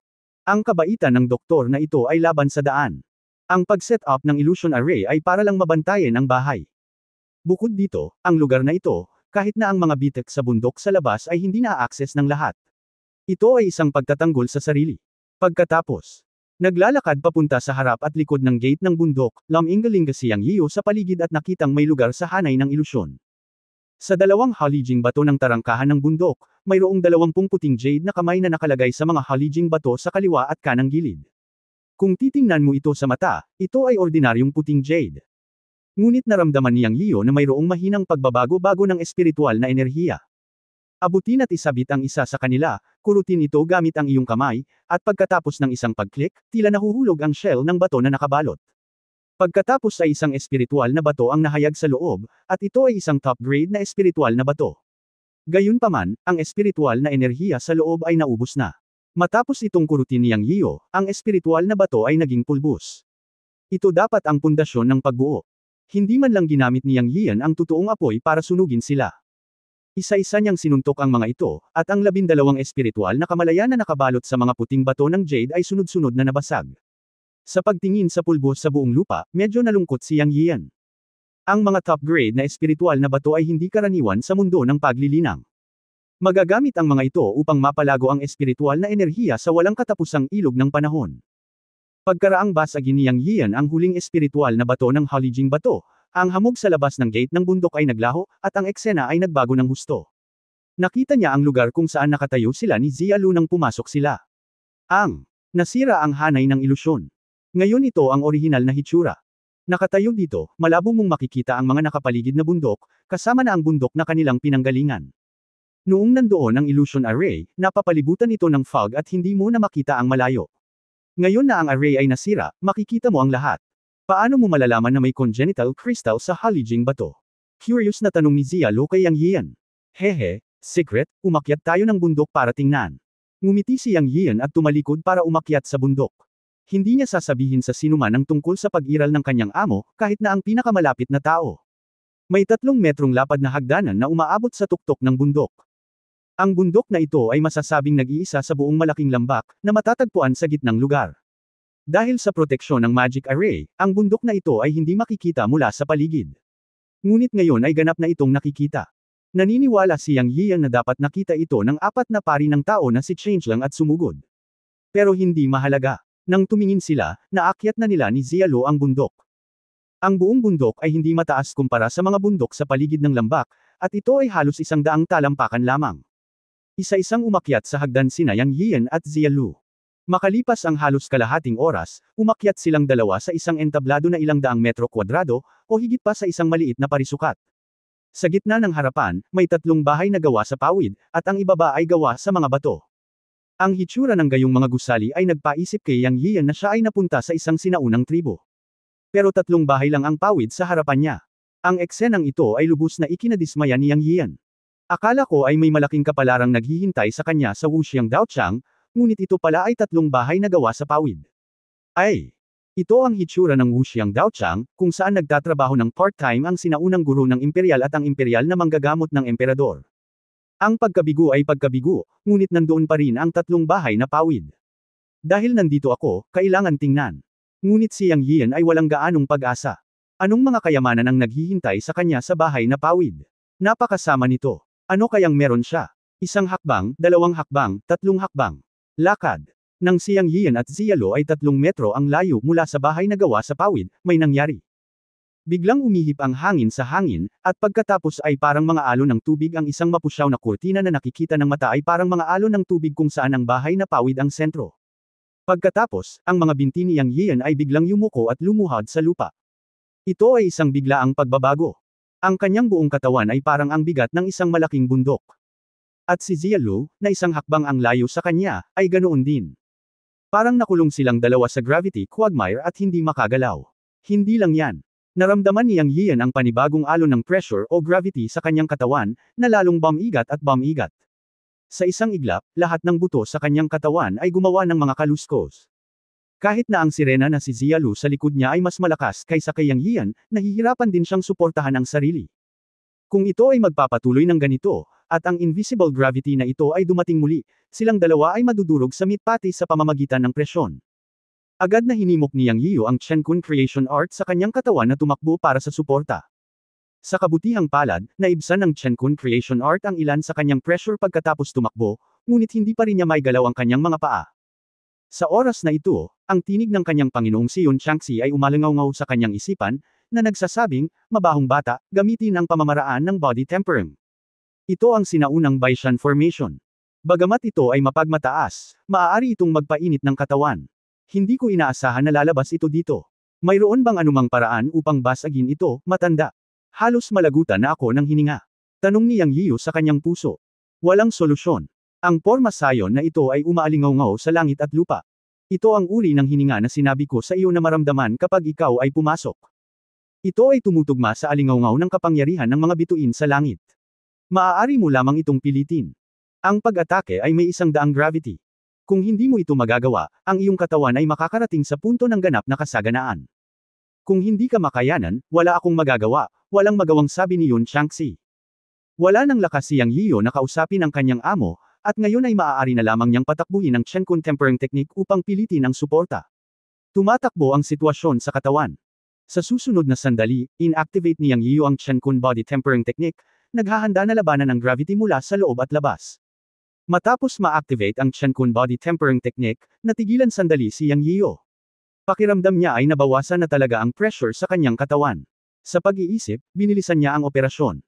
Sa pagkakataong ito, malinaw niyang naramdaman na nabawasan na nga ang gravity sa kanyang katawan.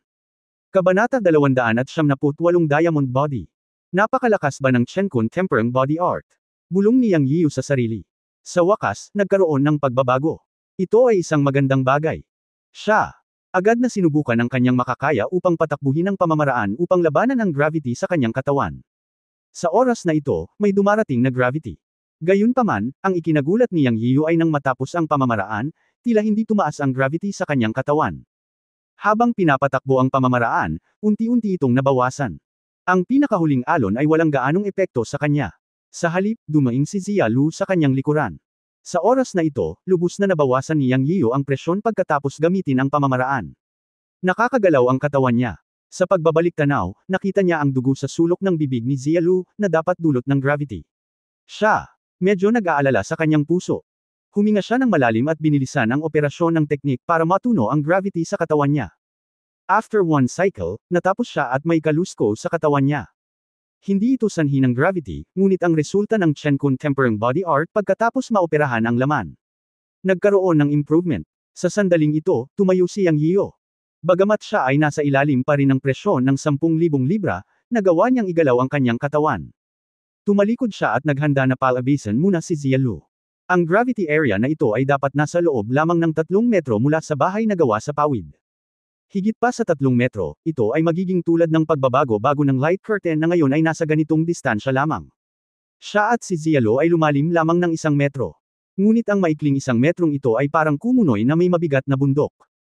Lumingon si Yang Yiu at nahihirapang gumalaw ang kanyang mga paa, lumapit kay Zialu, yumuko at inabot ito para yakapin siya. Wait lang, ilalabas na kita. Pagkatapos sabihin ito kay Zialu, hinawakan siya ni Yang Yiu sa baywang at umungol, bumangon ka. Sa mga oras na ito, pakiramdam niya talaga ay bundok ang kanyang niyayakap, hindi tao. Pagkatapos ng salitang, bumangon, ang panloob at panlabas na kasanayan ni Yang Yiu sa Chen Kun ay nagsimulang gumana tulad ng paglipad upang maibsan ang pressure sa kanya. Kinailangan ng buong 10 minuto upang dahan-daang binuhat si Zialu mula sa lupa, at pagkatapos ay dahan-daang itinaas ang kanyang mga paa at umusad. Sa 2 hakbang pa lang, makakaalis na silang dalawa sa saklaw ng gravity. Tumulo ang butil ng pawis sa kanyang noo, at basang-basa ang kanyang damit. Ang katawan ni Yang Yiu ay gumawa ng tunog, isang malutong na tunog, na siyang tunog ng mga buto, na nagpapahiwatig ng malaking gravity na kanyang dinadala. May dugo sa sulok ng bibig ni Zialu, at nagpupumilit siyang suportahan ang gravity. Mahirap para sa kanya na ibuka ang kanyang bibig, ngunit nakikita ng kanyang mga mata. Sa kanyang mga mata, si Yang Yiu ay lubos na determinado sa sandaling ito, isang lalaking lumalaban para sa kanya. At yung lumuha. Sa sandaling ito, bigla siyang may naintindihan. Ang tinatawag na pag-ibig sa mga tao ay may isang uri ng kaliwanagan, ngunit ang kamang mga nadamdamin ay nagugat sa kanyang puso. Isang hakbang palabas. Na may matinding kahirapan. Huminga ng malalim si Yang Yiyo, at sa susunod na sandali ay inipon niya ang kanyang lakas, nagpakawala ng mahinang dagandong mula sa kanyang lalamunan, at biglang gumawa ng pangalawang hakbang. Paglapag ng ikalawang hakbang ay naramdaman niyang biglang gumaan ang buong katawan niya. Nahuli sa kawalan, hawak si Zialu, ang dalawa ay lumipad palabas. Parang tug of war, pero biglang bumitaw ang kabilang side.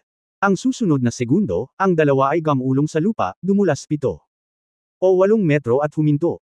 Nagkaroon ng pagkahilo sa ulo.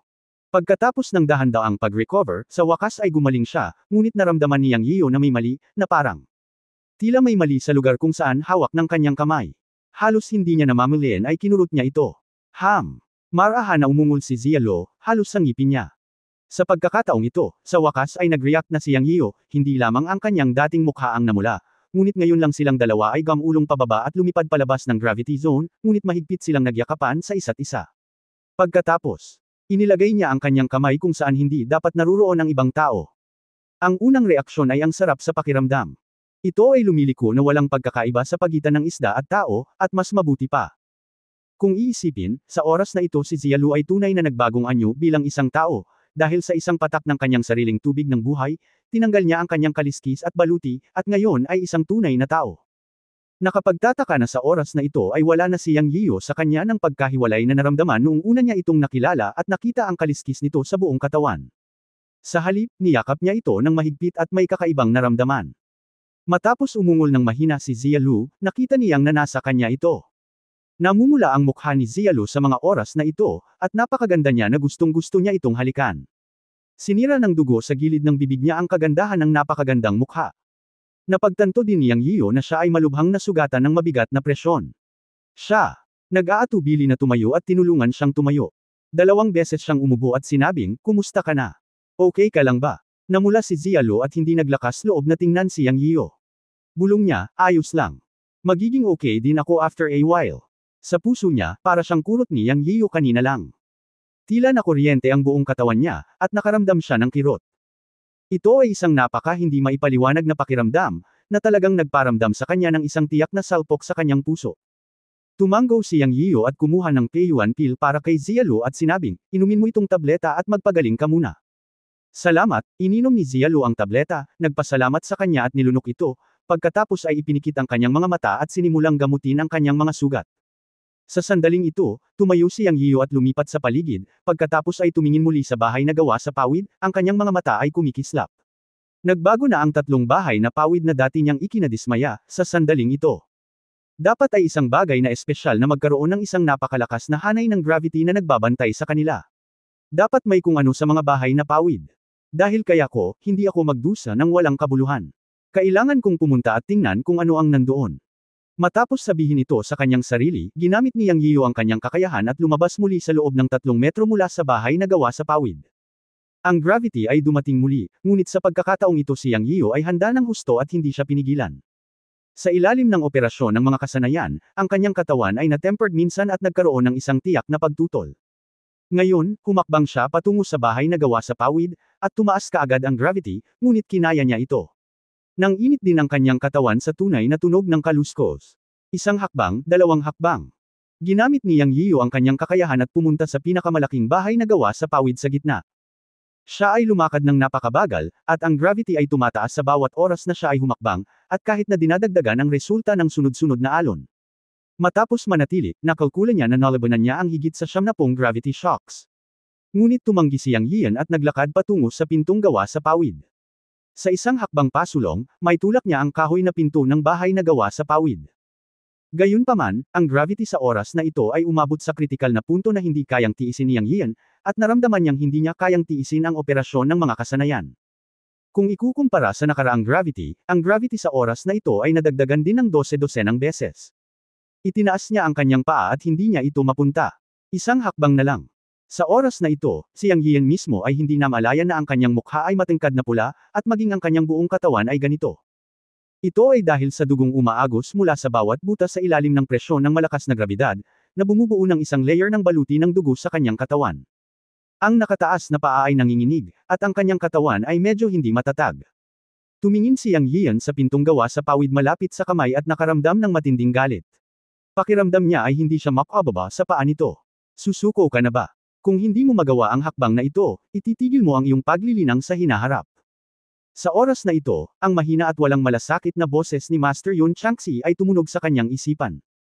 Huminto ito sa tenga ni Yang Yian at nabigla siya. Sa sumunod na sandali ay umungol siya, ungol, isang paos at hindi makatao na tunog ang lumabas sa kanyang lalamunan, at kinagat pa niya ang kanyang dila. Sa sobrang sakit, sa wakas ay nagawa na niya ang hakbang na ito. Boom! Nang lumapag ang huling hakbang, isang dagandong ang lumabas sa kanyang katawan. Pagkatapos ay gumawa ng kaluskos ang buong katawan.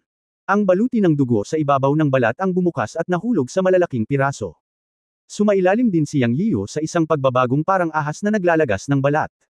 Matapos lumapag ang hakbang na ito, ang gravity ng buong katawan ay nawala ng walang bakas. Matapos dumating ang dagandong sa katawan, tumawa ng malakas si Yang Yiyo, hahaha. Punong-puno ng saya ang masaganang tawa. Ang buong katawan ng tunay na enerhiya ay huminto, at ang baluti ng dugo sa buong katawan ay nagkalat at nahulog, na nagpapakita ng balat na may malabong gininto ang halo. Biglang may dumadaloy na ulap sa balat. Damn old man, humihinga lang ako. Sinong nagsabing sumusuko na ako? Hindi ako kailanman umamin ng pagkatalo. Kaninong amo ang bastard na ito? Ungol ni Yun Changxi. Ahem, ikaw ang master, mali ang sinabi ko. Nagmalaki si Yang Yiyo kaya humingi siya ng tawad sa kanyang amo. Bastard ka? Nagmura at binago ni Yun Changxi ang usapan, sa pagkakataong ito ay malakas ka pa rin at nagpupersage. Nakamit mo ang Vajra Flesh Body. Bagamat entry-level warrior ka lang, hindi problema para sa iyo na talunin ang sinaunang martial arts innate level gamit ang iyong flesh body. Ipagpatuloy ang magandang gawain sa hinaharap. Pinuri ni Yun Changxi si Yang Yiyo. Gayunpaman, narinig ni Yang Yiyo ang isang bagong salita mula sa kanyang amo Vajra Flesh Body. Mabilis siyang nagtanong, matanda, sinabi mo lang na nakamit ko ang Vajra Flesh Body. Anong ibig mong sabihin? Kabanata 279 na mga inscription sa Oracle Bone sa mga balat ng hayop. Maraming mga paraan upang linangin ang tunay na sarili, ngunit maaari silang mahahati sa dalawang uri. Karamihan sa kanila ay nakatuon sa larangan ng paglilinang, iyon ay, ang primordial spirit. Matapos maging matagumpay ang primordial spirit, may kasabihan na ang primordial spirit ay immortal at immortal, ibig sabihin, ang estado ng pagiging guro. Hanggat umiiral ang primordial spirit, maaari pa rin itong maimbak, ngunit walang pisikal na katawan. Sa hinaharap, maaari pa rin itong muling i-condensed sa pamamagitan ng mga lihim na pamamaraan at malalaking gastos. Bagaman ang ganitong uri ng pagtutok sa primordial spirit, ang pisikal na katawan ay hindi magiging masama, ngunit ang primordial spirit ang pangunahing isa. Ang pangalawang uri ay purong pisikal na paglilinang, iyon ay, ang pangunahing paglilinang ng pisikal na katawan, iyon ay, ang pisikal na katawan ay ang tamang paraan, ang espiritu ay medyo mahina, ngunit ang pisikal na katawan ay lubhang makapangyarihan. Ang ganitong mga pisikal na magsasaka ay ang mga ugat ng sinaunang angkan ng mangkukulam noong sinaunang panahon. Ang iba't ibang paraan ng pisikal na paglilinang ng mga susunod na henerasyon ay masasabing mga ninuno ng mga sinaunang mangkukulam, kabilang ang martial arts. Sa mundo ng paglilinang, maraming antas ng pisikal na paglilinang. Ang pisikal na katawan na ito na si Vajra ay nahahati sa 9 na antas mula sa pagpasok hanggang sa kasalukuyan. Iba ito sa antas ng larangan ng paglilinang. Ang bawat antas ng pisikal na katawan na si Vajra ay hindi maihahambing sa larangan ng paglilinang. May mga pagkakaiba sa pagitan ng dalawa. Ngunit ang landas ng pisikal na katawan ay mahirap sundan, kaya karamihan sa mga nagsasaka ay hindi pipili ng pisikal na katawan. Siyempre, mayroon ding mga taong likas na matalino na tumahak sa landas ng pisikal na katawan at kaluluwa na dalawahang paglilinang, ngunit ito ay napakahirap. Gayunpaman, sa sandaling nakamit mo ang isang bagay, ang mga nagsasagawa ng parehong panloob at panlabas na paglilinang ay hindi magagapi sa parehong larangan. Ang iyong pisikal na katawan ay simula pa lamang ngayon, at may mahabang paraan pa sa hinaharap. Ang paglilinang ng bawat antas ng pisikal na katawan na Vajra ay napakahirap. Ang mga sakit ay hindi katulad ng cultivation realm kung saan maaari kang magsanay ng may espiritual na enerhiya. Ang pisikal na katawan ay nakatuon sa tempering, ngunit nangangailangan din ito ng panlabas na tulong. Tulad ng gravity dito ngayon at ang iyong Chenkun tempering body final summoning ay ang pagkakataong likhain ang iyong Vajra body ngayon. Kung gusto mong gumawa ng karagdagang pag-unlad sa hinaharap, kailangan mo pa rin ng panlabas na tulong. Kung walang tulong tulad ng gravity, maaari ka lamang huminto sa antas ng pisikal na katawan ng Vajra. Anuman ito, ang iyong kasalukuyang panloob at panlabas na lakas ay komprehensibo, at nagagawa mo ng labanan ang unang antas ng guusiantian. Huwag sumuko sa tempering ng pisikal na katawan sa hinaharap. Ang mga salita ni Yun Changxi ay nagbigay pansin kay Yang Yiyu sa paglilinang ng pisikal na katawan. Matanda, ito ba ay tulong sa panlabas na puwersa na binanggit mo ay tinutulungan din ng mga likas na kayamanan at iba pang mga espiritual na gamot upang pasiglahin ang katawan? Tanong ni Yang Yiyu. Tama na yan.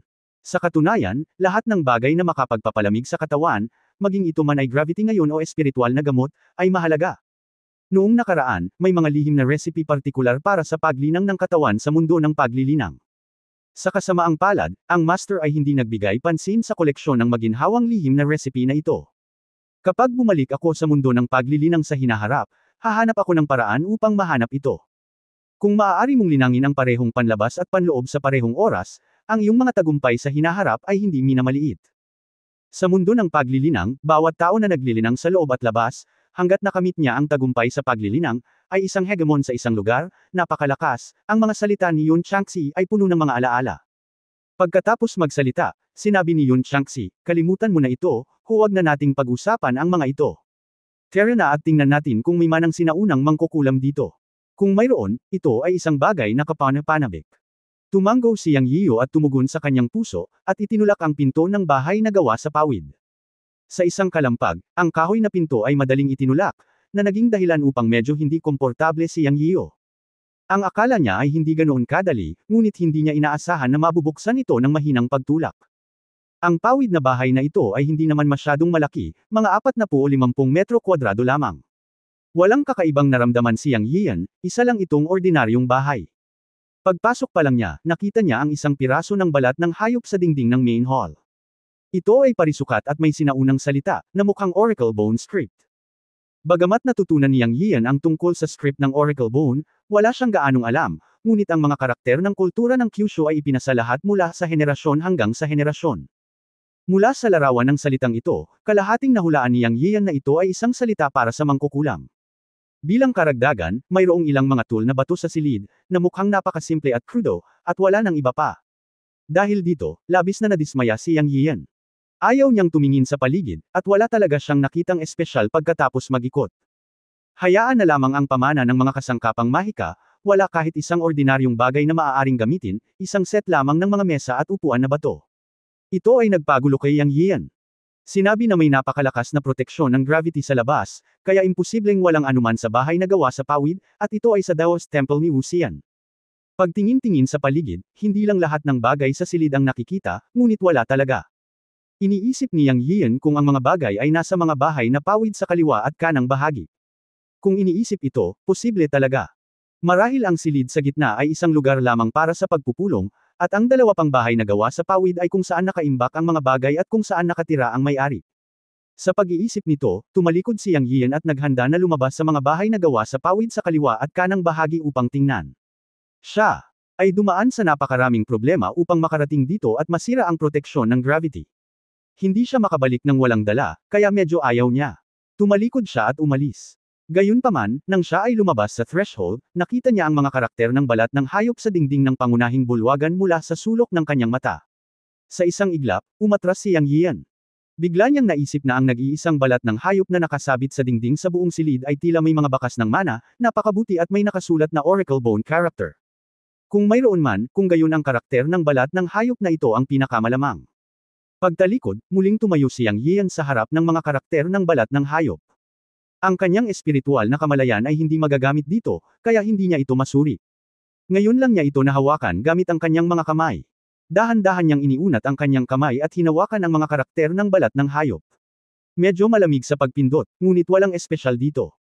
Pagkatapos, si Yang Yiyan, na biniyayaan ng isang espiritual na pagpapala, ay hinikayat ang kanyang tunay na enerhiya sa kanyang kamay, na gustong subukan kung ang balat ng hayop na ito ay isang magic na sandata.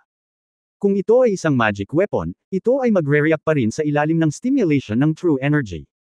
Sa sumunod na sandali, nang ang tunay na enerhiya ay sumunod sa kanyang mga daliri sa mga salita sa balat ng hayop, biglang naramdaman ni Yang Yiyan ang kanyang mga daliri na nanginginig, at ang kanyang buong katawan ay nanginig. Pagkatapos ay nakita niya ang mga karakter ng Oracle Bone sa balat ng hayop, nakamukha ng salitang mangkukulam, at agad na naglabas ng nakakasilaw na gintong liwanag.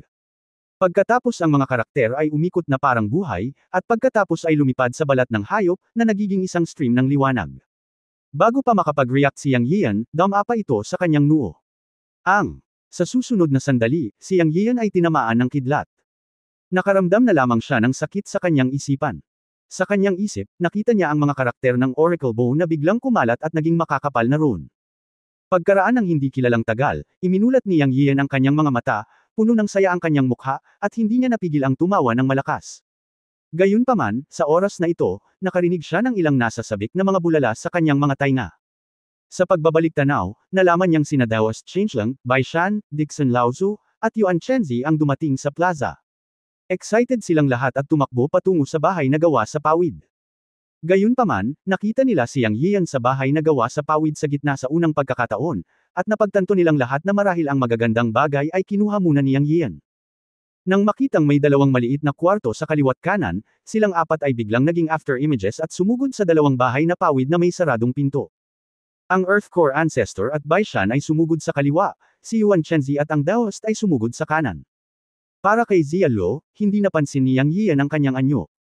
Umalis siya sa lugar sa ilang sandali. Nang makita ni Yang Yian ang apat na tao na nagmamadali, ipaalala niya sa kanila na may gravity, ngunit nang ang mga salita ay dumating sa kanyang mga labi, nanlaki ang kanyang mga mata. Napag-alaman niyang sumugod ang apat na tao sa mga bahay na gawa sa pawid sa kaliwa at kanang gilid ng walang pagtutol. Wala na ang gravity. Si Yang Yian ay natigilan sa kanyang puso. Noong una, naisip niya na kung umiral ang gravity, hindi sila makakalusot sa mga pawid na bahay sa kaliwat kanang bahagi. Mabagal niyang susuriin ang dalawang silid sa ibaba. Sa sandaling ito, nakita niya ang apat na tao na nagmamadaling pumasok ng walang anumang pagtutol.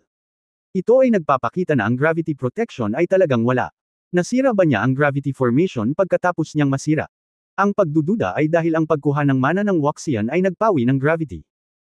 Anyway, ngayon na pinapanood ang gravity na nawala, ang apat na tao ay sumugod sa mga bahay na gawa sa pawid sa kaliwa at kanang gilid, na naging dahilan upang medyo nabahala si Yang Yian.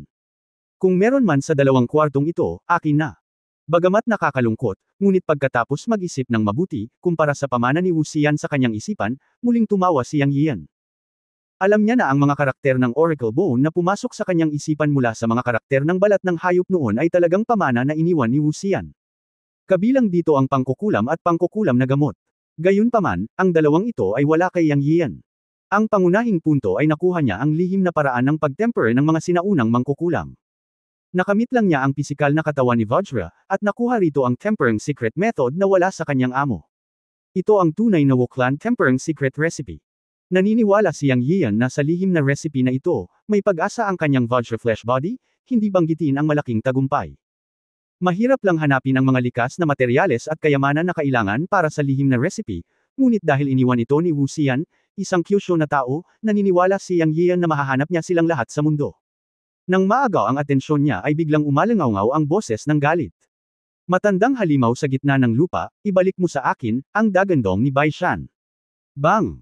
Nabasag at sumabog ang bahay na gawa sa pawid sa kaliwa. Pagkatapos ay nakita ni Yang Yian ang Earth Core Ancestor na umaagos na may dugo sa kanyang bibig, at pagkatapos ay tumalikod at tumakbo palayo, hawak ang isang kahoy na kahon sa kanyang kamay, habang hinabol siya ni Bai Shan na may galit na mukha. Kabanata 300, sa hindi inaasahang pagkakataon, maaaring makinabang ang mangingisda. Nahulaan ni Yang Yiu ang eksenang ito. Marahil ay nakahanap silang dalawa ng mga kayamanan, ngunit ang Earth Heart Ancestor ay unang nakarating doon, kaya hinabol sila ni Bai Shan sa galit. Sino ang nakakaalam kung ano ang nasa kahoy na kahon sa kamay ng Earth Heart Ancestor?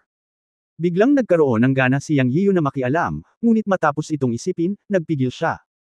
Bagamat ang konsepto na itinanam sa kanya ni Master Yun Changxi ay nasa mundo ng paglilinang, ang pagpatay ng mga tao at pagnanakaw ng mga kayamanan ay kasing karaniwan ng pag-inom ng malamig na tubig, hanggat mayroon kang lakas, ikaw ang amo. Ngunit ito ay Earth, at ang edukasyon at mga halaga ni Yang Yiu mula pagkabata ay talagang walang ideya na kung mas malaki ang kamao, mas tama ito. Siyempre, kung may nag-provoke sa kanya, at malakas siya, wala siyang pakialam. Si Bai Shan ay isang congenital second level na sinaunang mandirigma, at ang Earth Heart Ancestor ay isang congenital first level. Ang Earth Heart Ancestor ay tila mas mahina sa pagitan nilang dalawa, ngunit palaging nararamdaman ni Yang Yiu na ang Earth Heart Ancestor at Dinyang ay napakasama, at dapat silang magkaroon ng ilang mga trick sa kanilang manggas. Kung hindi, gaano kalakas ang loob nilang dalawa, na nasa unang antas ng katutubo, na pumunta sa mainland ng Jiusho upang magsagawa ng Peking Sinaunang Martial Arts Conference at mag-explore kasama ang mga sinaunang martial artist ng Jiusho. Malinaw, ang Earth Core Ancestor ay mayroon ding maaasahan. Ngunit maliwanag na si Bai Shan, isang sinaunang martial artist sa ikalawang antas ng katutubo, ay hindi bababa sa ngayon ay mas malakas kaysa sa Earth Core Ancestor. Sa ilang pagtaas-baba, na-intercept ng exposed Bai Shan ang Earth Core Ancestor na tumatakas. Nakuha din ni Yang Yiyo ang mana sa bahay na ito na gawa sa pawid, o ang pinakadakilang kayamanan ng buong Waxian Daoist Temple. Nang makitang may alitan si Bai Shan at ang Earth Core, at nawawala si Xia Lu, lumabas siya ng bahay na gawa sa pawid. Tungkol naman sa bahay na pawid sa kanan, sina Daoist Changeling at Yuan Chenzi ang sabay na sumugod. Hindi binalak ni Yang Yiyo na pumunta at tingnan. Ito ay magiging walang silbi kung tingnan ito. Ang mga kayamanan ay pinaghati-hati din nila. Nang lumabas si Yang Yiyo, ang Daoist Changeling at Yuan Chenzi ay lumabas sa bahay na gawa sa pawid sa kanan na may mga ngiti. Nang makita ang kanilang mga ngiti, nahulaan ni Yang Yiyo na may napala silang dalawa, at ang mahalaga ay walang salungatan. Naglakad silang tatlo patungo kay Bai Shan at sa Earth Core Ancestor sa plaza. Sa sandaling ito, ang Earth Core Patriarch ay naharang ni Bai Shan, at sinabi niya kay Bai Shan sa malalim na boses, "Bai Shan, sisirain mo ba ang kasunduan sa pagitan ng Jiushu at sa ibang bansa at mag-udyok ng digmaan sa pagitan ng dalawang panig? Matandang halimaw mula sa Earth Core, itigil mo na ang pagbibintang sa akin. Nahanap ko muna ang bagay, ninanakaw mo ang mga gamit ko, ibalik mo sa akin, kung hindi ay hihilingin kong iligtas mo ulit ang buhay mo ngayon." Sa sobrang galit ni Bai Shan ay nagmura pa siya. Sa oras na ito, malungkot na sinabi ng Earth Core Patriarch, "Una mo lang itong nakita, pero una ko itong nakuha, ibig sabihin ay akin ito. Napaka-unreasonable mo, takot ka ba talaga sa'yo?" Pareho silang may kanya-kanyang dahilan. Gayunpaman, parang si Bai Shan ang unang nakahanap ng kahon na gawa sa kahoy, ngunit nauna ito ng Earth Core Patriarch. Sa ganitong paraan, talagang ang Earth Core Patriarch ang nagnakaw dito, ngunit masasabi rin na si Bai Shan ang unang nakakita nito. Kung hindi niya ito nakuha, hindi ito bagay sa kanya.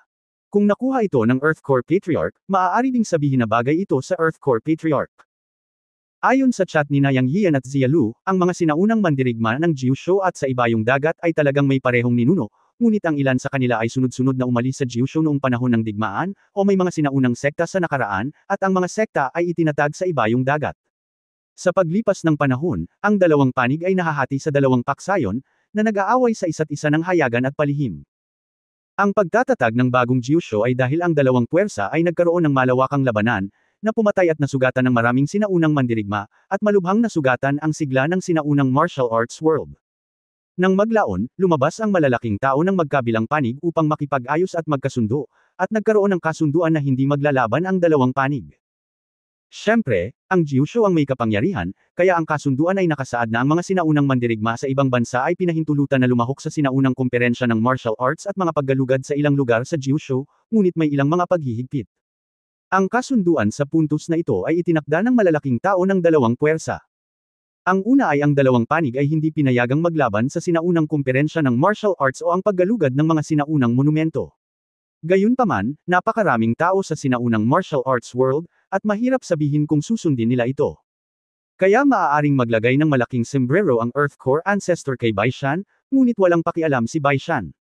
Nag-away ang dalawang tao habang nag-uusap. Mula sa puntong ito, nakita din ni Yang Yiyan na kulang din ang mga mapagkukunan sa sinaunang martial arts world. Isang unang antas na likas na mandirigma ang nang-ahas na labanan ang pangalawang antas na likas na mandirigma, na mismong nagpapaliwanag ng problema. Napakakaunting mga mapagkukunan, kaya maaari silang lumaban ng desperadong. Si Yang Yiyan ay napaka-curious, ano ang nasa kahoy na kahon sa mga kamay ng Earth Core Ancestor. Nang makita ng Daoist Changeling ang dalawang taong nag-aaway, nagmamadali siyang sumigaw, "Kung mayroon kang sasabihin, mangyaring magdahan-dahan at huwag mag-away." Yuan Chenzi crossed his arms at pinanood ang excitement ng walang sinasabi. Nababalisa ang Daoist na si Changeling, ngunit humakbang siya para pigilan ito. Ito ay isang mahabang karanasan sa mga mata ni Yang Yiyan. Lahat sila ay matandang fox. Tila kung may pagkakataon, kikilos din sina Daoist Changeling at Yuan Chenzi. Sa oras na ito, nakatayo ang tatlo sa parehong direksyon upang panuurin ang labanan sa pagitan ni Bai Shan at ng Earth Core Ancestor. Kung maaari, tutulungan ni Yang Yiyan si Bai Shan, pagkatapos ng lahat, tinawag niya itong kanyang Panginoon. Si Bai Shan at ang Earth Core Ancestor ay naglaban sa bukid. Nag-away silang dalawa gamit ang mga kamao at paa. Hindi sila magalang, at parang gusto nilang magpatayan. Ngunit malinaw na si Bai Shan, isang pangalawang antas na likas na sinaunang mandirigma, ang may kapangyarihan at pinigilan ang Earth Core Ancestor sa lahat ng dako. Pagkatapos ng lahat, ang Earth Core Ancestor ay nasa unang antas ng likas. Sa Ilang minuto, nagpalitan ng 30 o 40 galaw ang dalawa. Sa una, nakayanan pa ng Earth Core Ancestor, ngunit kalaunan ay nakita ni Yang Yiyu na ang Earth Core Ancestor ay lalong napapagod, at ang mga pag-atake ni Bai Shan ay naging matalas. Bang! Sa wakas, ang Earth Core Ancestor ay natama ni Bai Shan sa dibdib at napaungol. Bumulong si Yang Yiyu sa kanyang puso, maaaring ang Earth Core Ancestor na ito ay isang tigre ng papel at walang panlilinlang sa kanyang manggas. Kung magpapatuloy ito, mananalo si Bai Shan sa loob ng 10 galaw. Sa sandaling ito ay pumasok sa isip niya. Ang Earth Core Patriarch ay lumunok ng dugo matapos muling tamaan ni Bai Shan. Pagkatapos ay galit na tumingin siya kay Bai Shan at sinabing, masyado nang lumayo ang matandang magnanakaw na si Bai Shan. Sa oras na ito, ang Earth Core Patriarch ay galit na galit, ang kanyang boses ay puno ng bisyo, at isang piraso ng papel ang lumitaw sa kanyang kamay habang siya ay nagsasalita. Ngunit kumikinang ang mga mata ni Yang Yiyan nang makita niya ito.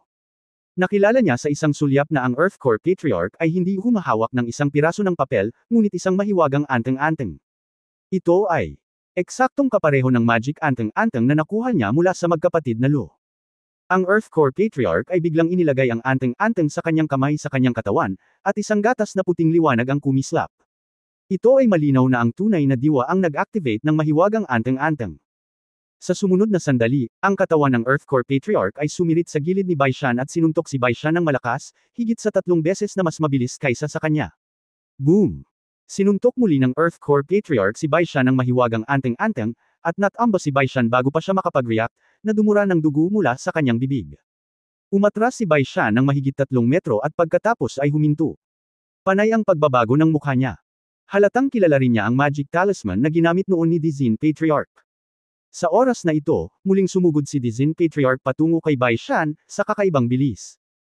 Ang mga mata ni Bai Shan ay kumikislap, at gumawa siya ng isang kilos na itinaas ang langit gamit ang dalawang palad, na parang nakagawa siya ng ilang desisyon.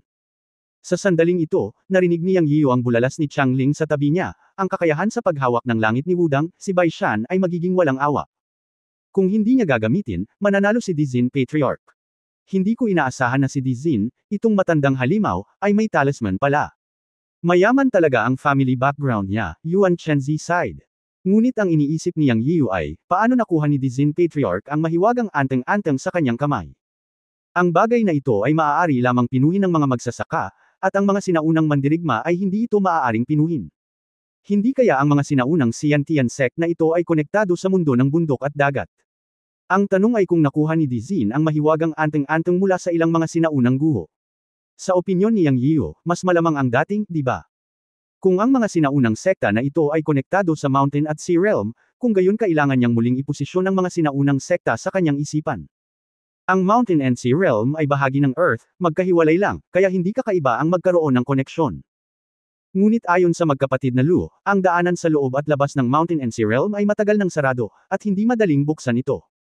Tila kailangan kong magtanong kung ang mga sinaunang sekta ay konektado sa Mountain at Sea Realm. Si Yang Yiyu ay hindi natatakot sa mga likas na sinaunang mandirigma, ngunit hindi niya maaaring baliwalain ang mga magsasaka. Bagamat pakiramdam niya ay isa siyang master sa sinaunang warrior circle ngayon, isa lang siyang hamak na entry level sa ika-9 na antas ng chi refining stage sa cultivation world. Ang bilog ng mga magsasaka ay hindi ang mga sinaunang mandirigma, kaya kailangan kong pag-isipan ito. Ang magic talisman na kinuha ng Earth Core Ancestor sa wakas ay nagpatibok ng puso ni Yang Yiyu. Nang maagaw ang atensyon niya ay bigla siyang nakarinig ng malakas na ingay at hiyawan. Biglang tumangala, nakita ko sina Bai Shan at Dixon Patriarch na sabay na lumilipad pabalik. Dapat ay hindi simple ang throatian na ginawa ni Bai Shan. Maaaring tamaan siya ni Dixon ng mabilis, at maaari rin niyang masaktan ng gusto si Dixon sa kanyang paraan. Sabay na lumipad pa atras ang dalawa, at parang pareho silang nasaktan. Ngunit hindi ito ang punto. Ang punto ay nang makita ni Yang Yiyu si Pian Dixon na lumilipad pabalik, ang kahoy na kahon sa kanyang kamay ay dumulas sa kanyang kamay at lumipad palabas. At patungo lang sa kanya ang direksyon kung saan hinagis ang kahoy na kahon. Kung hindi ako kikilos ngayon, kailan ako aaksyon? Ito ay isang regalo mula sa Diyos sa akin. Hindi ko inasahan na makakamit ko ang mga benepisyo, hehe. Tuwang-tuwa si Yang Yiyu at tumalon upang kunin ang lumilipad na kahon na gawa sa kahoy. End of this chapter.